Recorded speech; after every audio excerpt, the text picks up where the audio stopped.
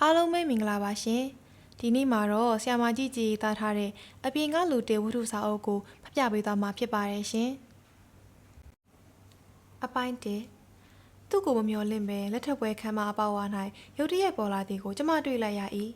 လူပရိသတ်ကြား၌အထူးသဖြင့်ခုလိုပြပြဝင်းလက်သောပရိသတ်ကြား၌သူ့ကိုတွေ့လိမ့်မည်ကိုမျှော်လင့်ခဲ့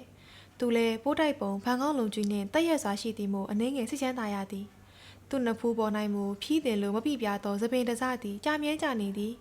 သူထုံးစံအတိုင်းလူများကိုရှိုင်ရွေးကြည့်ပြီးမှကျမကိုသူမြင်တွေ့သွားပါသည်သူမျက်လုံးများကြည်လဲလာပြီးကျမထိုင်ရာတောက်ဆွန်းလဲကြတိုင်ကွယ်သောစပွဲသို့တန်တန်မတ်မတ်လာပါသည်တစ်ချက်များလည်းပြုံးလိုက်ပါသေးသည်ကျွန်တော်ထိုင်တော့မယ်နော်ဟူရင်ကြီးကြီးသူကခွင်တောင်းလိုက်လျင်တော့ကျမသည်ပြုံးလိုက်မိပြီးရပါတယ်ရှင်ဟူခက်စိမ့်စိမ့်ဆိုလိုက်သည်သူကဘယ်သူမှမထိုင်ခြင်းသဖြင့်လက်နေသောကျမစပွဲမှထိုင်ကုန်ကိုလိုလိုချင်းချင်းထိုင်ပါသည်လက်ထပ်ပွဲမှလိုမဟုတ်ပဲခရီးပန်းလာသူခုမှနားခိုရသလိုရော့ပြေစွာစပွဲပေါ်တောင်စစ်ထောက်၍ထိုင်ပါသည်ပြီးတော့မနေ့ကပင်သူနဲ့ကျမဆုံခဲ့သေးသလိုရင်းနှီးစွာပင်တစ်ချက်ပြုံးပြန်ရင်အေးကိုကျွန်တော်တွေ့ချင်နေတာကြာပြီဟုစကားဆလီ၏မိတ်ဆွေဟောင်းတွေပဲပြီးတော့ဆွေမျိုးတော်တော်သေးတာဟုကျမကညှင်းသာသာပြောလိုက်သည်ကိုသူကကြီးကြီးလင်းလင်းပင်ဟေပြုံးနေသည်ဘာမှမပြောပါရှင်အိမ်ကိုလာနိုင်သားပဲပြီးတော့နုတို့သားမီကိုအေးအိမ်မှာခေါ်လာတာလည်းသိပါတယ်ကျေးဇူးလည်းတင်ပါတယ်အေးရဲ့ကျွန်တော်ပြောချင်တာတွေလည်းအများကြီးပဲဘာကဆက်ပြောရမှန်းတော့မသိပါဘူးအင်းလေဒီနေရာကတိတ်စကားပြောလို့ကောင်းတဲ့နေရာတော့လည်းမဟုတ်ဘူးထင်ပါရဲ့ဒါပေမဲ့ခုမှပဲတွေ့ရတော့လဲဘယ်တက်နိုင်မလဲဟုတ်တယ်ကျွန်တော်လည်းအင်းရလိုက်ဟိုတယ်ဆိုတာတက်ရောက်ဖူးတာမဟုတ်ဘူးစောင်းဘာတန်အဖွဲဆိုလို့နားထောင်တာစောင်းဘာတန်နဲ့လည်းတွေ့ချင်လို့ကျမတို့စကားခဏပြတ်နေပြီးကျမကမကျင်းနိုင်သောအကြောင်းကိုပြန်၍ကောက်လိုက်ပြန်သည်ရှင်အိမ်ကိုလာနိုင်သားပဲနုရှင်အိမ်ပေါ်ကဆင်းလာတာ10နှစ်ကျော်ပြီရှင်တခါမှလိုက်မလာဖို့ဘူးရှင်သားလေးကိုလည်းရှင်မြင်ဘူးတာကြားပြီးမဟုတ်လားသူသည်ညိုမိုင်းသောမျက်နှာနှင့်ဘာမှမပြောဘဲနေပါသည်ထိုခဏ၌တီဝိုင်းမှအချစ်ချင်းတစ်ပုတ်ကျေလောင်စွာထွက်ပေါ်လာသည်ကျမသည်ဘသူကိုမှမသိအားနာသွားပြီးစကားပြောရက်လိုက်သည်တချင်းတန်ပို၍ကျေလောင်လာသည်တဖြည်းဖြည်းပြည့်ကျက်လာသောပရိသတ်တို့သည်မိကြောင်တောင်မှပင်တက်လက်လက်တောက်ပနေလေ၏သူတို့သမီးတို့သားကဆက်နိုင်ထိုးမှလာမှဟုညာဘက်စပွဲမှမမဝဝဤပေါ်တန်ကိုကြားလိုက်၏ခုမှ10နာရီရှိသေးတယ်အမာစိန်လဲကောက်အောင်မယ်ဆိုခုဟာကအိတ်ခန့်ချင်းတသက်ပေါ်နော်ပတ်စံတနိုင်တော့လဲချက်ချင်းနိုင်ချဲ့လို့ရတာပေါ့နှင်းစီတွေရောတစ်ခွာတွေရောလှိုင်းနေတာပဲဟောင်ကောင်ကမာတာတဲ့ဖိတ်စာတော့အင်္ဂလန်မှာရိုက်တာစိန်တွေကတော့အမေရိကကတဲ့တီးဝိုင်းမှတချင်းတန်သည်ရုပ်ချီးပင်မကြေလောင်တော့ပဲပရိသတ်ဆူညံနေတဲ့အလဲမှာမြုပ်လူလူရှိနေပြန်သည်ရေမောတန်များဖန်ခွက်တဲ့လိမ်မော်ရီငှဲ့တန်များစကားလူရက်ပြောတန်များရောတော့ထွက်ပေါ်လာသည်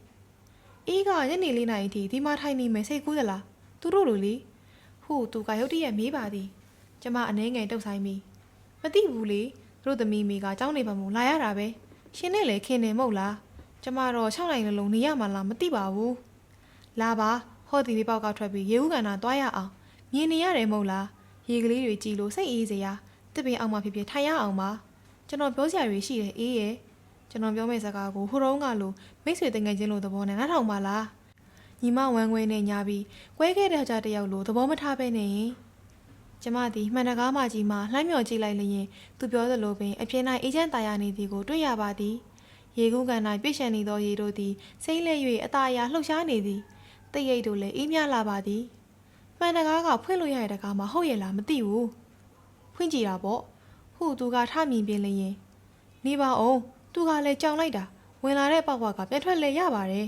ဒါပေမဲ့ကျမစဉ်းစားနေသေးတယ်ရှင်ပြောသလိုဒီမင်္ဂလာလက်ထပ်ပွဲခမ်းမကရှင်နဲ့ထွက်သွားပြီးတစ်ပြောင်မှကျမစကားသဘောရင်သိရှိရလားလို့ဟုကမန်းကနန်ပြောလိုက်သည်စဉ်းစားအောင်လေဟုသူကညှင်းသာသွားဆိုပြီးစီဂရက်တောက်စာပြုတ်လေ၏ကျမကမူလွန်ခဲ့သော15နှစ်ခန့်ကနုနှင့်သူတို့ချစ်ခဲ့ကြသည်ကိုသာစဉ်းစားမိ၏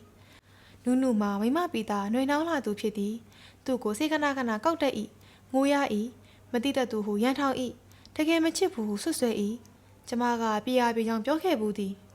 နုကိုသူအမြဲတွေးချင်နေတာတွေ့ရရင်ပြောတာချစ်လို့မဟုတ်ဘူးလားသူ့မှာနုကြောင့်ဝမ်းနေရတယ်နုကြောင့်စကြမ်းသာရတယ်နုလိုကိုလိုက်တယ်ဘာလို့သေးလဲနုကပြော၏သူစာဝဲမဖြေဘူးလကစားမလုပ်ချင်ဘူးတဲ့သူတော်တဲ့မတိုးချင်ဘူးတဲ့တော့ပြန်ပြီးချက်လိုက်စားမယ်တဲ့ရှိုင်းပြည်နယ်သွားရင်လည်းသွားမယ်တဲ့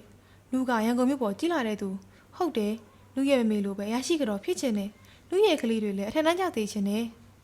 ပထမတော့ကျမတပ်ပြင်းသာချနေရင်သူတို့ဘလို့စီစဉ်ကြသည်မသိနုနုနဲ့သူသည်ကောလိပ်မှာစာသင်နေရေးပင်တပိုင်းတစားနှင့်ထွက်သွားကြ၏မယန်းကုန်၌နေထိုင်ကြ၏နုနုသားလေးမွေတော့ကျမသွား၍ကြည်ပါသေးသည်သူတို့ပရှင်ကြသည်လို့လည်းထင်ခဲ့ပါသည်သို့တော်သူတို့ပေါင်းတင်၍၃နှစ်ခွဲများသာကြာသည်နုနုသည်ကျမစီတယ်လီဖုန်းနှင့်လှမ်း၍စကားပြောပါသည်အေးနုနဲ့သူတော့ဖြစ်တော့ပါဘူးအေးနဲ့လာနေခြင်းနဲ့လက်ခံမလားနုလည်းတန်းပြဆရာမအလုပ်လျှောက်တာလည်းရပြီဝန်လေးနေမှာလားဘာဖြစ်ကြတာလဲဟူကျမကမေးလျင်တော့မမေးပါနဲ့တော့ကွယ်နှုလည်းမဖြေတတ်တော့ပါဘူးဟူဆိုကတယ်လီဖုန်းခွက်ထဲ၌နုနု၏ချိုက်တိုင်များကိုသာကြားခဲ့ရလေ၏နုနုကျမနှင့်လာနေသည့်10နှစ်ကျော်အတွင်းသူသည်တစ်ခါမျှမလာရောက်ခဲ့ချေစားလဲလှမ်းမရချေတယ်လီဖုန်းနှင့်လည်းစကားမပြောခဲ့ချေနုနုသည်ဖွင့်ပြောခဲ့တော့လဲသူလာခေါ်မီကိုဆောက်တာလည်းရဲ့အချိန်ကုန်ခဲ့သည်ကိုကျမရိပ်မိရပါသည်နုနုသည်မကြမ်းမဖြစ်လိုက်သေးသည်အိပ်ပြက်စားပြက်နှင့်မူးဝေ၍လဲလိုက်သေး၏တားငယ်ကိုဖက်၍ငိမ့်မောနေတတ်သည်နုနု၏မိဘများပြန်ခေါ်သည်ကိုလည်းမလိုက်နိုင်ချေရှင်တစ်ခါမှမလာခဲ့ဘူးတွေ့ဖို့မကြိုးစားခဲ့ဘူးဟုကျမသည်လက်ထက်ပွဲသို့ပြန်ရောက်လာလေ၏အဲ့ဒါကတော့ဇလန်ရဲ့တီးငင်လာတဲ့အစိပ်ပိုင်းကလေးတစ်ခုသာဖြစ်တယ်ဟုသူကထုံးစံအတိုင်းစာတန်ပေတန်နှင့်ပြောလေ၏ဟိုလူရှင်းတဲ့အခမ်းမဖြစ်ဖြစ်တွားရအောင်လားအေးရဲ့တဏီကုံပြောရင်ပြောရမှာခုတော့မတွားချင်သေးပါဘူးတော်ကြစိတ်ပြောင်းတော့မှတွားရအောင်ခုလေဒီမှာထိုင်ပြီးပြောလို့ရတာပဲကျမတို့ကိုဘယ်သူမှလည်းကြည့်မနေပါဘူးသူတွေကသူတို့သမီးသူတို့သားကိုသာကြည့်ချင်တာပဲအမစိန်ကတာဖြစ်ဖြစ်ဥပဒံဆောင်နေတာဖြစ်ဖြစ်ဟုတ်တယ်ဒါပေမဲ့ကျွန်တော်ပြောချင်တဲ့စကားလည်းအရေးကြီးပါတယ်ဒီမင်္ဂလာဆောင်မှာဩဘာစာရွက်ထားတဲ့တောင်ရေးကြည့်အောင်မယ်သူတို့သမီးနဲ့သူတို့သားကိုပို့ကြိုးပြအောင်မယ်ကျမကပထမအကြိမ်ပြုံးကဘာဖြစ်လို့လဲရှင်ဘာဖြစ်လို့လဲဆိုတော့ကျွန်တော်ကအချစ်ဆိုတာဘာလဲဆိုတာပြပြမလို့ပေါ့ဒီမင်္ဂလာဆောင်နဲ့အင်မတန်တိတ်တိတ်လျောက်ပတ်တဲ့ဘာသာရပ်ပဲမို့ပေါ့သူသည်တိုက်ပုံအင်ဂျီအိတ်ထဲမှဖြူဖွေးစင်ကြဲသောလက်ကင်ဘဝကိုထုတ်၍မျက်နှာကိုတုပ်ပါသည်ပြီးတော့ဘယ်တော့ကလာချသွားမှမသိသောလိမ္မော်ရည်ခွက်ကိုနှစ်ကြိုက်မြတောက်ပြီးနှက်ခမ်းကိုလက်ကင်ဘွားနှင့်တုပ်ပြန်ပါသည်သူ့နှက်ခမ်းများပြည့်ပြည့်လှပသည်ကိုပထမဆုံးရင်တတိထားမိပြီးကျမအံ့ဩနေစေသူကအေးစိရင်သက်စွာပြောသည်ကျွန်တော်နဲ့နှုနဲ့ကတော့ချစ်တယ်လို့ဆိုရမှာပေါ့တယောက်နဲ့တယောက်တွေ့ချင်နေတယ်တွေ့ရရင်ပျော်ရွှင်နေမခွဲချင်တော့ဘူးလို့ထင်လာတယ်ခွဲရတဲ့အခါဝမ်းနေတယ်ပြန်တွေ့ကြဖို့စီစဉ်တယ်တယောက်ကိုတယောက်စိတ်ချမ်းသာအောင်ထားခြင်းတယ်အနည်းဆုံးကျွန်တော်သဘောကတော့ဒီလိုပါပဲနုနုကတော့တိတ်မကြည့်နဲ့ဘူးဗျအများတကာရဲ့စိတ်ကိုအများတကာရဲ့စကားကိုသူမလှန်နိုင်ဘူးဟုံနိုးနိုးထင်တယ်လူဘဝမှာသူနေရှင်တဲ့ဘဝနဲ့ကျွန်တော်နေရှင်တဲ့ဘဝမထက်မိဘူးလို့ဆိုရမလားခြံမြေကလေးဝယ်ပြီးပန်းမေတစ်ပင်ကလေးတွေစိုက်ပြီးနေချင်တာကတော့ကျွန်တော်သဘောပဲမလိန်ခဲ့ပါဘူးလောကမှာဘာမှလည်းလိန်နေစရာမလိုပါဘူးသူတိုင်းလွတ်လပ်တာပဲဘယ်သူကမှမထိခိုက်ရင်မညှိဆိုရင်ကိုလုတ်ချင်ရလုံနိုင်ကြတာပါပဲဟုတ်တယ်ကိုလိုရာကိုအဖိုးပေးဝေယူချရတာတော့ဓမ္မတာပေါ့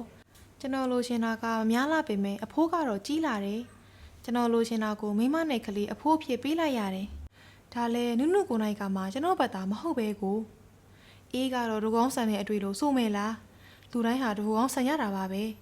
မတရားတစ်ဖြစ်တော်၎င်းတရားဖြစ်တော်၎င်းပေါ့ကျွန်တော်နုနုကိုအများကြီးချော့ပါတယ်ဗျာမနက်မိုးလင်းလိုငှက်ကလေးတွေတစ်ကင်ဘောကအော်ကြမိကြတဲ့အခါလှနာထောင်သေးရှင်နဲ့နုနုကရေဒီယိုဖွင့်နေလမ်းလျှောက်သွားတော့ကြားအိမ်မှာကြားနီတွေဖွင့်နေတာပြချင်တယ်တော်ဘဲတွေကြားလာတာပြချင်တယ်တထောင်ကုန်းကဂျိုးမနဲ့တထောင်ကုန်းကဂျိုးဖို့နဲ့အပြန်အလှန်ခေါ်ကြတာထူးကြတာကြားစီချင်တယ်နုနုကလမ်းလျှောက်ဝါသနာမပါဘူးသူကကိုပိုင်ကောင်းမောင်းပြီးလဲလာခဲ့တဲ့သူကျွန်တော်ကြက်ချန်နဲ့အစာကျွေးနေတော့နုနုကအစိုးရပြန်တန်းဝင်အရာရှိများခွင့်ယူကြတာနေတောင်းကြတာတွေဖတ်နေတယ်ကျွန်တော်စောကြီးကပြောသားပဲကျွန်တော်ဟာဘယ်တော့မှနုနုဖြစ်စေချင်တဲ့လင်းသားမျိုးဖြစ်လာမယ်မဟုတ်ဘူးဆိုတာကျွန်တော်ပြောခဲ့တယ်နုနဲ့မောင်နဲ့ယူကြရင်ဘယ်တော့မှတိတ်ပြုံမယ်မထင်ပါဘူးခုလိုပဲချစ်နေကြတာပိုကောင်းပါလိမ့်မယ်လို့နုနုကငိုတယ်နုနုပဲလက်ထက်ချင်တယ်ပြီးတော့အချစ်ဆိုတဲ့ပုံမြင်ဟာထိမ်းများလက်ထက်ချင်မှပြီးဆုံးတယ်လို့နုနုထင်တယ်အများတကာလည်းဒီလိုထင်ကြတယ်ထင်ပါရဲ့ကျွန်တော်မသိဘူးဒါကြောင့်လေထိမ်းများလက်ထက်ချင်းဟာအချစ်ရဲ့တင်ញိုင်ပဲလို့စကားပုံတော်ပြုတ်ရကြတာပေါ့ကြည့်ပါဦးဗျာအချစ်ဆိုတဲ့ပုံမြင်ဟာဘလောက်ကြီးကျယ်ခမ်းနားတယ်ဆိုတာမသိကြတဲ့အတိုင်းပဲမင်္ဂလာဆောင်တဲ့အမှုကိုကြီးကျယ်ပြုတ်နေလိုက်ကြတာရက်ဆက်တယ်လို့ဆိုချင်းဆိုသူတို့လုံနေပုံကအချစ်ဆိုတာကိုမတာချနေတယ်လို့ပဲနောက်ဆုံးပြုစုခြင်းပေါ့တကယ်တော့ထိမ်းများလက်ထက်ချင်းဟာအချစ်ဆိုတဲ့ကိစ္စရဲ့အလိုလိုဖြစ်လာတဲ့ကြံစီတွေတော့နေစရာမလိုတဲ့တစိတ်တေတာအပိုင်းစာကလေးပါနုနုကတော့ကျွန်တော်နဲ့မယန်းကုန်းချံကိုလိုက်လာပြီးကြတဲ့ကအချစ်ကိစ္စကိုစိတ်ဝင်စားတော့ဘူးလို့ထင်နေဗျာအချစ်ကိစ္စကတော့တို့နှစ်ယောက်ပြီးပြီလူတွေတော့မှလူတွေနဲ့တူအောင်ဝင်ဆက်အောင်လူတွေအပြစ်မတင်အောင်လူတွေလက်ခံအောင် လူတွေချီးမွမ်းအောင်နေကြဖို့ပဲရှိတော့တယ်လို့ပြောချင်တယ်လို့ပဲအိမ်ကိုပထမဆုံးပြင်နေဗျပြီးတော့ဧည့်သည်တွေခေါ်တယ်အလဟတ်တာစကားထိုင်ပြောကြတယ်သူ့ဧည့်သည်တွေကကားနဲ့လာကြတယ်ကားဘိန်းတွေမှာရှွန့်ပင်လို့စိတ်ညစ်ကြတယ်သူတို့ပြောတဲ့စကားကိုကျွန်တော်သိနားမလဲပါဘူးယာတို့တက်တာတို့အိမ်ဆောက်ပြီးတန်ယုံငှားစားတာတို့ပေါ့ဘယ်သူတွေဘာလုပ်နေကြမှန်းလဲကျွန်တော်မသိဘူးကျွန်တော်ကိုရဲကြတယ်စိတ်ဆူလို့ပြောတာမဟုတ်ပါဘူးကျွန်တော်ကိုရဲတာလဲကျွန်တော်ဝမ်းမနေပါဘူးသဘောထားခြင်းမတူလို့ပဲလို့ထင်တာပါပဲကျွန်တော်ကတော့သူတို့ကိုမရဲပါဘူးအားလဲနာတယ်နားလဲလေဖို့စူးစမ်းတယ်နုနုရဲ့ဧည့်သည်တွေဟာနုနုကိုဝမ်းနေစေတယ်ကျွန်တော်အတွက်ရှက်စေတယ်ဧည့်သည်တွေပြန်သွားရင်ကျွန်တော်တို့ရန်ဖြစ်ရတယ်လင်မယားနှစ်ယောက်တယောက်အလိုတယောက်လိုက်ပြီးအေးအေးချမ်းချမ်းနေကြတာအပူပင်မရှိတာကိုကျွန်တော်ကတန်ဖိုးထားသလောက်နုနုကတိတ်ငယ်တယ်ထင်တယ်ညံ့ပြင်းတယ်ပတ်စံစကားပစ္စည်းစကားပြောတယ်နုနုပင်မနဲ့ထင်ပါဆိုလို့ကျွန်တော်နဲ့အဖော်ကရင်ကလေးထမင်းချက်ကြတယ်ခြံထဲကဟင်းသီးဟင်းရွက်နဲ့ကြက်ဥပဲဦးနဲ့နွားနို့လဲရွာထဲကစစ်စစ်ရတယ်နုနုကသာဝမ်းနေတယ်ကျွန်တော်ကတော့အဲ့ဒီ3နှစ်ခွဲလောက်နုနုနဲ့နေခဲ့ကြရတာပျော်စရာလို့ထင်မြဲပါပဲရန်ဖြစ်ကြတဲ့အချိန်ကလွဲရင်တကယ်တော့တိတ်ပျော်စရာကောင်းတာပါအေးရဲ့ကျွန်တော်မှတ်မိသေးတယ်တညလာသားလိုက်တာလာမင်းကဝိုင်းဆက်မဲ့ရှုံလို့တိတ်လဲမရှိဘူးမိုးကပြားလဲ့နေတာပဲကြီးနေတာပဲခြံမြောက်ဘက်ကဖြတ်သွားတဲ့အချောင်းမှာငရစ်တက်တဲ့ကြောင်ပေါ့ကရင်လေးကပြောရဲကျွန်တော်ညတိုင်းငါးသွားခတ်တာမရသေးဘူးညဒီရင်နဲ့လိုက်ပြီးငရစ်တက်မှာတော့အသေးချပဲဒီညဆရာလိုက်ပါလာလို့ခေါ်နေတယ်တည3ညကျွန်တော်လိုက်သွားတယ်အဲ့ဒီညကျတော့ရတော့မှာပဲလို့ကရင်လေးကလည်းထင်တယ်ကျွန်တော်ကလည်းထင်တယ်နုနုကိုဒီညလိုက်ခဲ့ပါကွယ်လာတာလို့မောင်းနဲ့လမ်းလျှောက်ရတာနဲ့ပဲပျော်ဖို့ကောင်းလာပါတယ်လို့ဆိုတော့မလိုက်ဘူးဗျကျွန်တော်နဲ့ကရင်ကလေးတော့ကြတော့လက်ကသားလိုက်တာညကအေးမြနေလိုက်တာလေအလွန်ပဲည7နာရီကျော်ပေါ့ကျွန်တော်တို့ငါးခတ်ကြတာရေမပါပဲငါးကြီးခတ်လို့ရတယ်ထင်တာပဲငွေအောင်လက်နေတဲ့ဖျက်လူနေတဲ့ငါးတွေချောင်းထဲကခတ်ပြီးတောင်းနေထဲတာဘယ်နှတောင်းမှမသိပါဘူးငါးတွေကလည်းကျွန်တော်တို့လိုချင်လို့မဟုတ်ပါဘူးကောင်းလေးပဲအကုန်ပေးလိုက်တယ်ဒါပေမဲ့အဲ့ဒီညကိုကျွန်တော်မမိနိုင်ဘူးတဘာဝလောကရဲ့သားသမီးစစ်စစ်အဖြစ်ကြီးဖြစ်လိုက်ရတယ်ကျွန်တော်အိမ်ပြန်ရောက်တော့မိုးလင်းကနီးပါပြီနုနုကငိုးနေပြီဒေါသလည်းအရန်ကြီးနေတာပဲကျွန်တော်ချစ်တဲ့မိန်းကလေးစီမှာအဲ့ဒီလိုကြမ်းတမ်းခက်ထန်လာတဲ့ဒေါသကိုတွေ့တော့ကြောက်လိုက်ကြောက်သွားတယ်စိတ်လေးပြက်တယ်အချစ်ရော့ခြင်းတယ်နုနုကကျွန်တော်ကိုသူ့တယောက်တည်းထားခဲ့ရမှာလားလို့အဖြစ်တင်တယ်ငါသွားခတ်တယ်ဆိုတာတန်ခါတယ်လုံးမလို့လားတဲ့ငါးတွေပေးလိုက်ပြီဆိုတော့အချီးနဲ့အချိန်ဖြုံးရမလားဆိုပြီးအော်ဟစ်ဆူပူတယ်ကျွန်တော်ကနှုတ်ရဲ့အထဲကကလေးပါဒေါသကြည်တန်နေပါမယ်လို့လည်းပြောမိရောကျွန်တော်ကိုပါလှည့်ရိုက်တာပါပဲကျွန်တော်ကတော့ပါမှာလက်ငါးချရထင်လဲအသားနာလာတယ်မထင်ပါဘူးနုနုဟာငါ့ကိုမယိုသေးတော့ဘူးငါချစ်ကိုမယိုသေးတော့ဘူးလို့သာယူကျုံမရဖြစ်တယ်အဲ့ဒီလိုပြောပြန်တော့ထိုင်ရှစ်ခိုးနေရမှာလားတဲ့ကျွန်တော်ကိုနုနုနားမလဲတာအမှန်ပဲနုနုနဲ့ကျွန်တော်တို့ကိစ္စမှာကျွန်တော်ဟာမလွန်ပါဘူးလို့ရှင်းနေတာမဟုတ်ပါဘူးအေးရဲ့ကျွန်တော်အများကြီးလွန်နိုင်ပါတယ်တကူကောင်းဆန်းနိုင်ပါတယ်ဒါပေမဲ့တခါမှတော့ကျွန်တော်ဟာနုနုအတွက်ဘယ်တော့မှမလုပ်ဘူးတဲ့လို့တခုကိုစူးစမ်းလုပ်ကြည့်ဘူးတယ်အေးလေနုနုအတွက်ဟုတ်ချင်မှလည်းဟုတ်မှာပေါ့ကျွန်တော်စမ်းသပ်ကြည့်တာဖြစ်နိုင်ပါတယ်တက်ခွဲခံမှာသူ့ရဲ့တနာလုပ်ကြည့်တယ်လို့ပေါ့နုနုမပြောပြဘူးလားဘာဖြစ်လို့မပြောပါလဲသူအဖြစ်ကင်းချင်လို့လားဒါမှမဟုတ်ကျွန်တော်မအောင်မြင်လိုက်တဲ့ကိစ္စမျိုးရှက်လို့လားကျွန်တော်စဉ်းစားအောင်မယ်ကျွန်တော်လားကစားဝင်းလုပ်တယ်အစိုးရငွေစရင်းနေကြရတဲ့ဌာနတစ်ခုမှာပါပဲအေးတီသားပဲကျွန်တော်က10တန်းဖြေတော့ကဘယ်လိုချီလက်ချော်ပြီးတေချာကုန်လို့ရခဲ့တယ်ဆိုတာခုထိမပြတတ်ပေမဲ့14နဲ့9နဲ့ပေါင်းဖို့ရအင်မတန်ဝန်လေးတယ်သူတငယ်ချင်းတယောက်အလုပ်ထွက်သွားတဲ့နေရာမှာကျွန်တော်ဝင်လို့ရတယ်တငယ်ချင်းကအလုပ်လွယ်သွားတဲ့အခါစရင်းတွေကတမျိုးဖြစ်နေတယ်ကျွန်တော်ကတော့ရတဲ့နာတဲ့အလကားပိုရတာကိုချိန်ဖို့ကောင်းတယ်မထင်ပါဘူးပြောနေရတော့ရှက်ဖွယ်လို့ထင်ပါတယ်တငယ်ချင်းကတော့ပုံမနေပါနဲ့ကွာဆိုပြီးကျွန်တော်ဘော်ခုံကိုလက်နဲ့နာဖြစ်ပြီးသွားတော့တာပါပဲပြီးတော့ဟောင်ကောင်ကိုထွက်သွားပြီးအလုပ်လုပ်နေတယ်လို့ကြားတာပါပဲ2လကျော်လောက်ကြာတော့အစိုးရငွေအလွဲသုံးစားမှုဆိုလားဘာလားအဲ့ဒီအမှုနဲ့ကျွန်တော်ကိုဖမ်းတော့တာပါပဲတရားရုံးမှာကျွန်တော်ဟာလူပြက်ပဲသူတွေကတိတ်ရဲကြတယ်ကျွန်တော်စင်းရဲမှာတော့ကိုသူတို့ရဲတာမဟုတ်ဘူးကျွန်တော်ကရှေ့ကအလုပ်လွှဲသွားပြီးဟောင်ကောင်ကိုထွက်သွားတဲ့လူကိုတငယ်ချင်းလို့ခေါ်တာယုံသေးတာကိုဟဲကြတာပါဒါရဲစရာမဟုတ်ဘူးလို့ထင်တာပါပဲတငယ်ချင်းကိုကျွန်တော်တွေ့ကျင်သေးတယ်သူကျွန်တော်ကိုလိန်သွားတယ်ကြောက်ချသွားတယ်လို့ကျွန်တော်မထင်နိုင်သေးဘူးတငယ်ချင်းနဲ့ရင်ဆိုင်တွေ့ပြီးမှပဲကျွန်တော်ဆုံးဖြတ်ချင်ပါတယ်ပြီးတော့သူတီတို့လုပ်ဖို့လည်းအကြောင်းမရှိပါဘူးလူရည်မာကြီးပဲကျွန်တော်ဘောလုံးမယ်လို့လည်းမထင်ပါဘူးလုပ်ရင်လည်းသူမှအကြောင်းပြချက်လုံလုံလောက်ရှိလိမ့်မယ်ရှိရမှာမို့တိတ်ပြည့်ဆိုစရာရှိနိုင်မယ်မဟုတ်ပါဘူးကျွန်တော်သူ့ကိုတနာချင်တာပါပဲသူ့စားတရားရုံးကိုရောက်ရတာထက်ကောင်းတဲ့အကူအညီပေးလိုက်ချင်တယ်သူတကယ်ရောစရာရှိနေတယ်ဆိုရင်ကျွန်တော်ချမ်းမြေကလေးနဲ့အိမ်ကိုရောက်ပြီးပေးလိုက်နိုင်တာပဲ ကဘာပေါ်ကပစ္စည်းရအားလုံးဟာလူအားလုံးတက်ပဲမှုတ်လားကဘာပစ္စည်းတွေကကြင်ရင်အောင်မှာပါလူတွေကတည်သွားကြမှာပါမွေးလာတဲ့လူတွေကပိုင်ကြအောင်မှာပါကျွန်တော်လဲကိုရေးတာပါပဲရေးတာကတော့ကျွန်တော်စင်းရေးဌာနမှာဝင်လုံးမိတာကိုရေးတာပါကျွန်တော်10တန်းအောင်လက်မှတ်ကတင်ချာကုံလို့ဆိုတဲ့စာလုံးတွေကိုရေးတာပါကျွန်တော်တင်ချာဖြင်းတာမှန်ပါလေးရက်နဲ့ကြက်ကန်စုံကိုတိုးမိတာဟာဖျောက်လို့မရတဲ့ဂုံလူဝိသေတာဖြစ်နေတာကိုရေးတာပါကျွန်တော်အတွက်အားလုံးအတွက်လည်းဒီလိုပါပဲစက်ကူတစားဟာလူထက်အရေးကြီးတာစက်ကူတစားကလူထက်အမှန်တရားအစ်စ်ဖြစ်နေတာကိုရေးချင်တာပါကျွန်တော်ကိုအလုပ်ရှာပြီးလွှဲပေးသွားတဲ့တငယ်ချင်းပေါ်ကျွန်တော်မဆုံးဖြတ်သေးတာကတော့ရဲစရာမဟုတ်ဘူးလို့ထင်ပါတယ်ရဲမဲ့စားကျွန်တော်နဲ့သဘောချင်းတိုက်ခိုက်ကြဖို့ကောင်းတယ်ထောက်ကန်ကြဖို့ကောင်းတယ်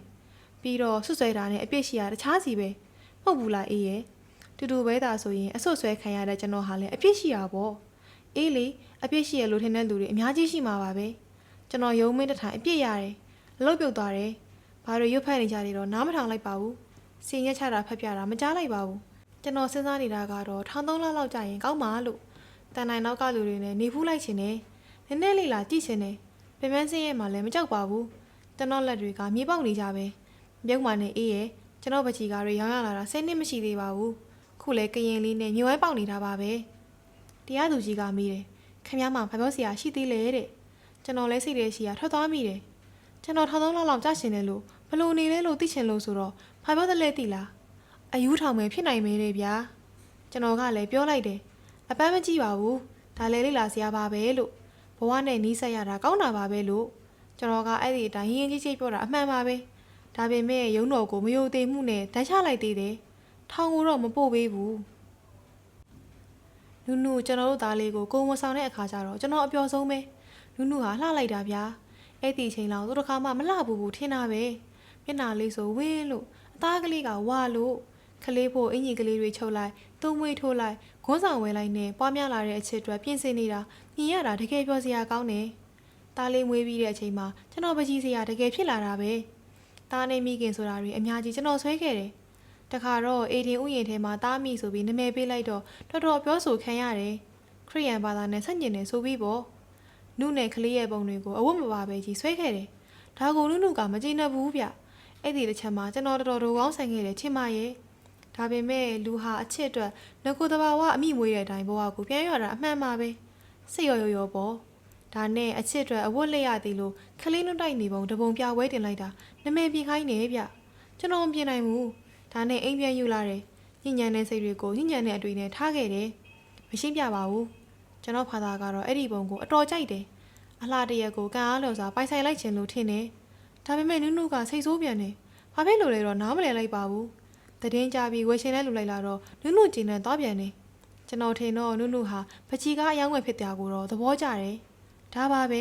ဲဒီတော့ကျွန်တော်ဝမ်းနေတယ်အဲ့ဒီပချီကားအတွက်ကျွန်တော်တော်တော်စကားများရတယ်ကျွန်တော်ကမယောင်းချင်ဘူးနုကငွေလိုနေတာကြီးပဲအိမ်မှာထားစရာလည်းအပြည့်ရှိလျက်နဲ့နုကတော့တားရဲ့ဘဝအတွက်ပြင်ဆင်နေပေါ့ကောင်းပြီတားကိုဘလို့မွေးမလဲလို့ကျွန်တော်တို့ဆွေးနွေးကြတယ်ဘယ်ကိုမှတော့မရောက်ပါဘူး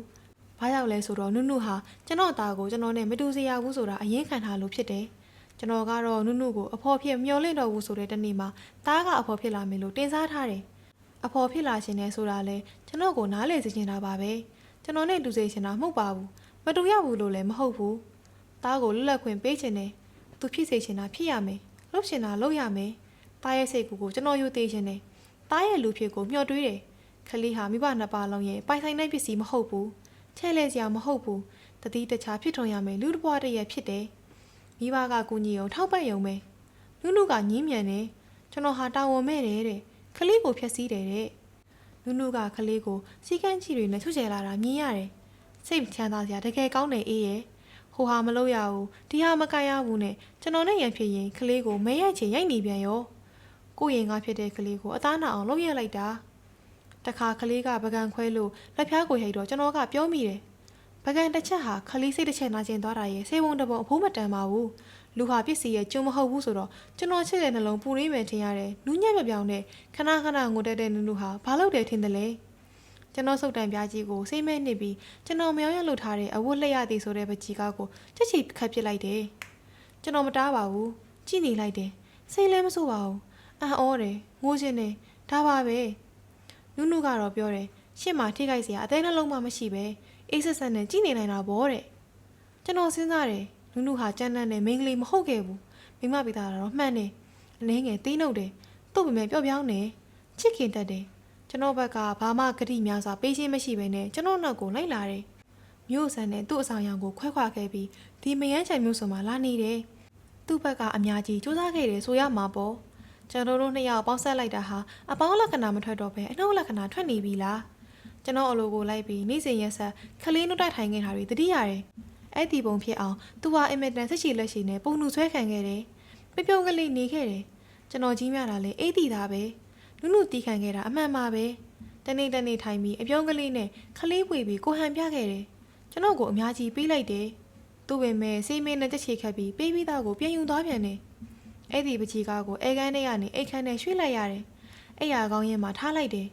အဲ့ဒါကျွန်တော်ရဲ့အမားပဲထင်ပါရဲ့ခေါင်းရင်းက၆လန့်နေတဲ့ပုံကြောင့်ကျွန်တော်နဲ့နှုဟာဝိပိုက်နေလျက်ကခွာလိုက်ကြတယ်နန်းချုံနေလျက်ခွဲလိုက်ကြတယ်လာအောင်ကြအောင်မတိုးနိုင်နဲ့မှောင်မိုင်းနဲ့တခါတလေညများမှသာကျွန်တော်တို့ဟာပြန်လဲရင်းနှီးပြီးအလင်းရောင်တန်းလာပြန်တော့ပြန်လဲစိတ်ငါတော့ကြတာပါပဲနုမှလည်းတာမန်မိမတို့ရဲ့မာနခေါ်မလားခေါင်းမာတယ်ခေါ်မလားအဲ့ဒါရှိတယ်သူဟာသူ့သားကိုပို့ပြီးတိတိကျကျလှုပ်လာတယ်ကျွန်တော်ဝေပေးထားတဲ့ဆုတ်တန်ခိုင်းရင်ပေးတယ်ပလာစတာရှုံကိုယွန်းစရာပတလားခောက်ရင်နားညည့်ရဆိုပြီးခလေးကိုကာကြီးခခွေနဲ့ ABC ဒေတာအတင်းတင်တော့တာပါပဲမနက်မိုးလင်းရင်ခလေးကိုလက်လျှောက်တင်ခွင့်ခေါ်ခွင့်ကျွန်တော်မရတော့ဘူးအပိုင်းနဲ့နုဟာမပြောဘူးသူပြောအောင်ဘယ်လိုလုပ်ရပါမလဲလို့ကျွန်တော်စဉ်းစားတယ်နုဘာလုပ်ချင်တယ်လဲလို့စဉ်းစားတယ်နုဘာမှမလုပ်ချင်ဘူးဗျလူ့ဘဝမှာသူလုပ်စရာဘာမှမရှိဘူးအနည်းဆုံးဘေးအောင်နေလိုက်ပြီးမှကျွန်တော်တို့ယူလိုက်ကြရင်သူဟာကျောင်းဆရာမှာရုံးဝန်တော်စသဖြင့်လုပ်စရာလို့တခုထူးထူးဆန်းဆန်းမဟုတ်တော့ရှိနေရင်တတ်တာမှာပဲကြည်နူးမှုဆိုတာသူမရနိုင်ရှာဘူးကျွန်တော်တင်ပေးချင်ပါရဲ့တခါရွာစုံကကြာအိမ်ကိုအတင်းခေါ်သွားမိတယ်နှွေကုံစားနေအောင်ပြတာတဲ့တမနက်ခင်းမှာပဲမှတ်မိပါရဲ့ကြာရင်နဖူးမှာကောက်ကောက်ကွေးကွေးပေါက်နေတယ်အမျိုးမီလဲကျွန်တော်မသိတယ်တစ်ပင်ကတည့်ရွက်တွေလေးဝေတိုင်းကျွေးနေတယ်ဝါဖန့်စိမ့်လက်ရက်ကလေးတွေပတ်ချလဲပြီးစောင်းရွှေနဲ့ရေပင်ပေါ်ကျွေကြတယ်လှလိုက်တာဗျာပြောမပြနိုင်တော့အောင်ပါပဲအဲ့ဒီလာကိုကျွန်တော်ခုထက်တည်းဆွဲလို့မရသေးဘူးဥပမာကတော့စီလျော်ပါမလားမသိဘူးဒါပေမဲ့ကျွန်တော်ကတော့နားထဲမှာနှက်ဆောင်ညင်းတန်ကြားလိုက်ရတယ်လို့ပဲနှက်ဆောင်ညင်းတန်ကိုမဆွဲရသေးပေမဲ့ကျွန်တော်နာမည်ပေးထားတယ်နှုတ်ရဲ့ကြည့်ပါအောင်လို့ကျွန်တော်ပြောမိပေမဲ့နုကတမန်ကရှန်ကပဲဗျသူဘာမှမမြင်လိုက်ဘူးကျွန်တော်ကတော့အိမ်မပြောတဲ့ညတွေစိတ်လေတဲ့အခါတွေမှာအဲ့ဒီစိတ်မျက်စိထဲကပုံကိုပြန်မြင်လိုက်ရင်တည်ငြိမ်သွားတာပဲမျက်ရည်လည်းကျလာတယ်အမှန်တရားနဲ့နီးစပ်လာတယ်အလှကိုမြင်တဲ့သူဟာအချစ်ဆိုတာကိုရှိပါမလားတောထဲကတိရစ္ဆာန်တွေဟာနေထွက်လာတာလာတက်လာတာမိုးပေါက်တွေကျဲချတာတစ်ပင်တစ်ရေတက်လာတာနဲ့ရင်းနှီးပေမဲ့အလှကိုမြင်ကြဘူးအချစ်ဆိုတာမရှိဘူးတက်မှတ်တာကိုလည်းရင်းနှီးတာပဲရှိမယ်တိရစ္ဆာန်လောကမှာသစ္စာတရားဆိုတာမရှိပါဘူးတကယ်ပဲနုကိုကျွန်တော်အထင်သေးလာတယ်တာမန်ချင်းနီမိမတယောက်လိုပဲမြင်လာတယ်သူကလည်းကျွန်တော်ကိုအထင်သေးတာပဲလက်တွေ့မဆန်သူပေါ့ကျွန်တော်ချစ်ကိုတောင်လူကိုချစ်တာမဟုတ်အချစ်ဆိုတဲ့တရားကိုချစ်နေတာစိတ်ကိုယဉ်နေတာတာယာနေတာတို့ဆွဆွဲလာတယ်နောက်ဆုံးတော့အကျင့်စာရိတ္တမကောင်းဘူးလို့တော့ထိပါလာပါတော့တယ်အဲ့ဒီဖြစ်ရတာကတော့နုဘယ်တော့မှနားလည်နိုင်မှာမဟုတ်ပေမဲ့အေးတော့နားလည်မယ်ထင်တာပဲမယန်းချင်မြောက်ဝဲရွာမှာအငိမ့်အဖွဲ့တွေအများကြီးရှိတယ်ဗျဆိုင်းမုတ်တွေကိုစီးနေရပဲသမင်းသားတွေလည်းတော်ထွက်တယ်အဲ့ဒီရွာကအငိမ့်သမားလေးတယောက်ကိုကျွန်တော်ခေါ်ပြီးပတ်ချလဲကခိုင်းပြီးလှုပ်ရှားနေတဲ့ကာဟန်ကိုကျွန်တော်ဆွဲယူတယ်ခလေးမလေးက15နှစ်လောက်ရှိအောင်မယ်တေးတေးတော်တော်ဖြူဖြူကလေးခလေးငယ်လေးလိုပဲဖုံးမပြိုနည်းနည်းမှမရှိပါဘူ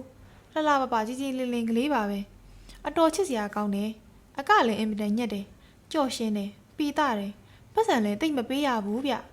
ကျွန်တော်ကလည်းမနေနိုင်လို့သာပကြီးဆွဲနေတာပကြီးဆရာမမဖြစ်သေးတာနုကိုတော့မောင်မကြီးဆွဲမယ်လို့ဟေးရဲပြောဝင်တာမဟုတ်ဘူး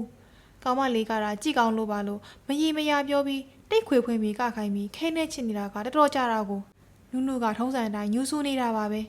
တနေ့တော့ကျွန်တော်လိုရကိုရခဲ့တယ်ဂျိုးဖြူလေးအတောင်ခတ်ဟန်လိပ်ပြဝဲဟန်တစ်ကိုင်းညွန့်ဟန်ကြာဖူးငုံအာလာဟန်တွေခလေးမလေးကပြတာကိုခဲနဲ့ပုံမျိုးမျိုးကူးနေရကစီစည်းဖြစ်သွားတယ်ပုံကခတ်သေးသေးပဲမဲ့သုံးပုံတီရလိုက်တယ်ပကြီးကလှုပ်ရှားနေတယ်လက်ကလေးတွေဟာကခုံလို့ကိုနေတယ်ပြန်ဝဲနေတယ်ကော့နေတယ်ကျွန်တော်ဝမ်းသာလုံးလုံးခလေးမကိုအငိမ့်ကရင်ဝတ်ဖို့ရွှေချီတို့ထမိန်ဝဲပေးလိုက်တယ်ညီမရဲ့တူမလေးရွယ်ပဲမဲ့ပူဇော်တဲ့သဘောပါပဲဒီထက်မကပေးချင်ပါသေးတယ်နုကတော့ခက်စိမ့်စိမ့်ချိနေတယ်ပေါ့ဗျာဒါပေမဲ့တော်ပြီစ စီးတစ်စက်မှာထပ်မတုတ်နိုင်တော့ဘူးမတုတ်တော့ဘူးလို့ဆုံးဖြတ်ပြီးဆေးရမ်းသွားတဲ့တက်နေ့မှာပကြီးကားပေါ်ကနူးညံ့ပြပြမွေးပြန်နေတဲ့အငိမ့်သမားလက်ကလေးကိုကျွန်တော်နမ်းလိုက်မိရင်တော့နုနုဟာကျွန်တော်အကျင့်စာလိုက်တာကိုထိပါပြောတော့တာပါပဲနုနုကပြောတယ်လူစစ်ကပုံနှမ်းလို့မကောင်းဘူးလားတဲ့မနှမ်းချင်ဘူးလားတဲ့ကျွန်တော်ကလည်းအတက်နိုင်ဆုံးမှန်ရကိုတွက်ချင်တဲ့သူဆိုတော့အေးကွာအဲ့ဒီကလေးမလေးကိုအင်မတန်လှအောင်ကပြီးတဲ့အခါမျိုးမှာအားရပါရပွေးဖက်ပြီးနှစ်ဖူးကလေးနမ်းလိုက်ချင်တယ်သူ့နှစ်ဖူးကလေးမှာချွေးဆိုးနေတတ်တယ်လို့ပြောမိတယ်ပြီးတော့ကောမောင်လို့နုနုကမေးတော့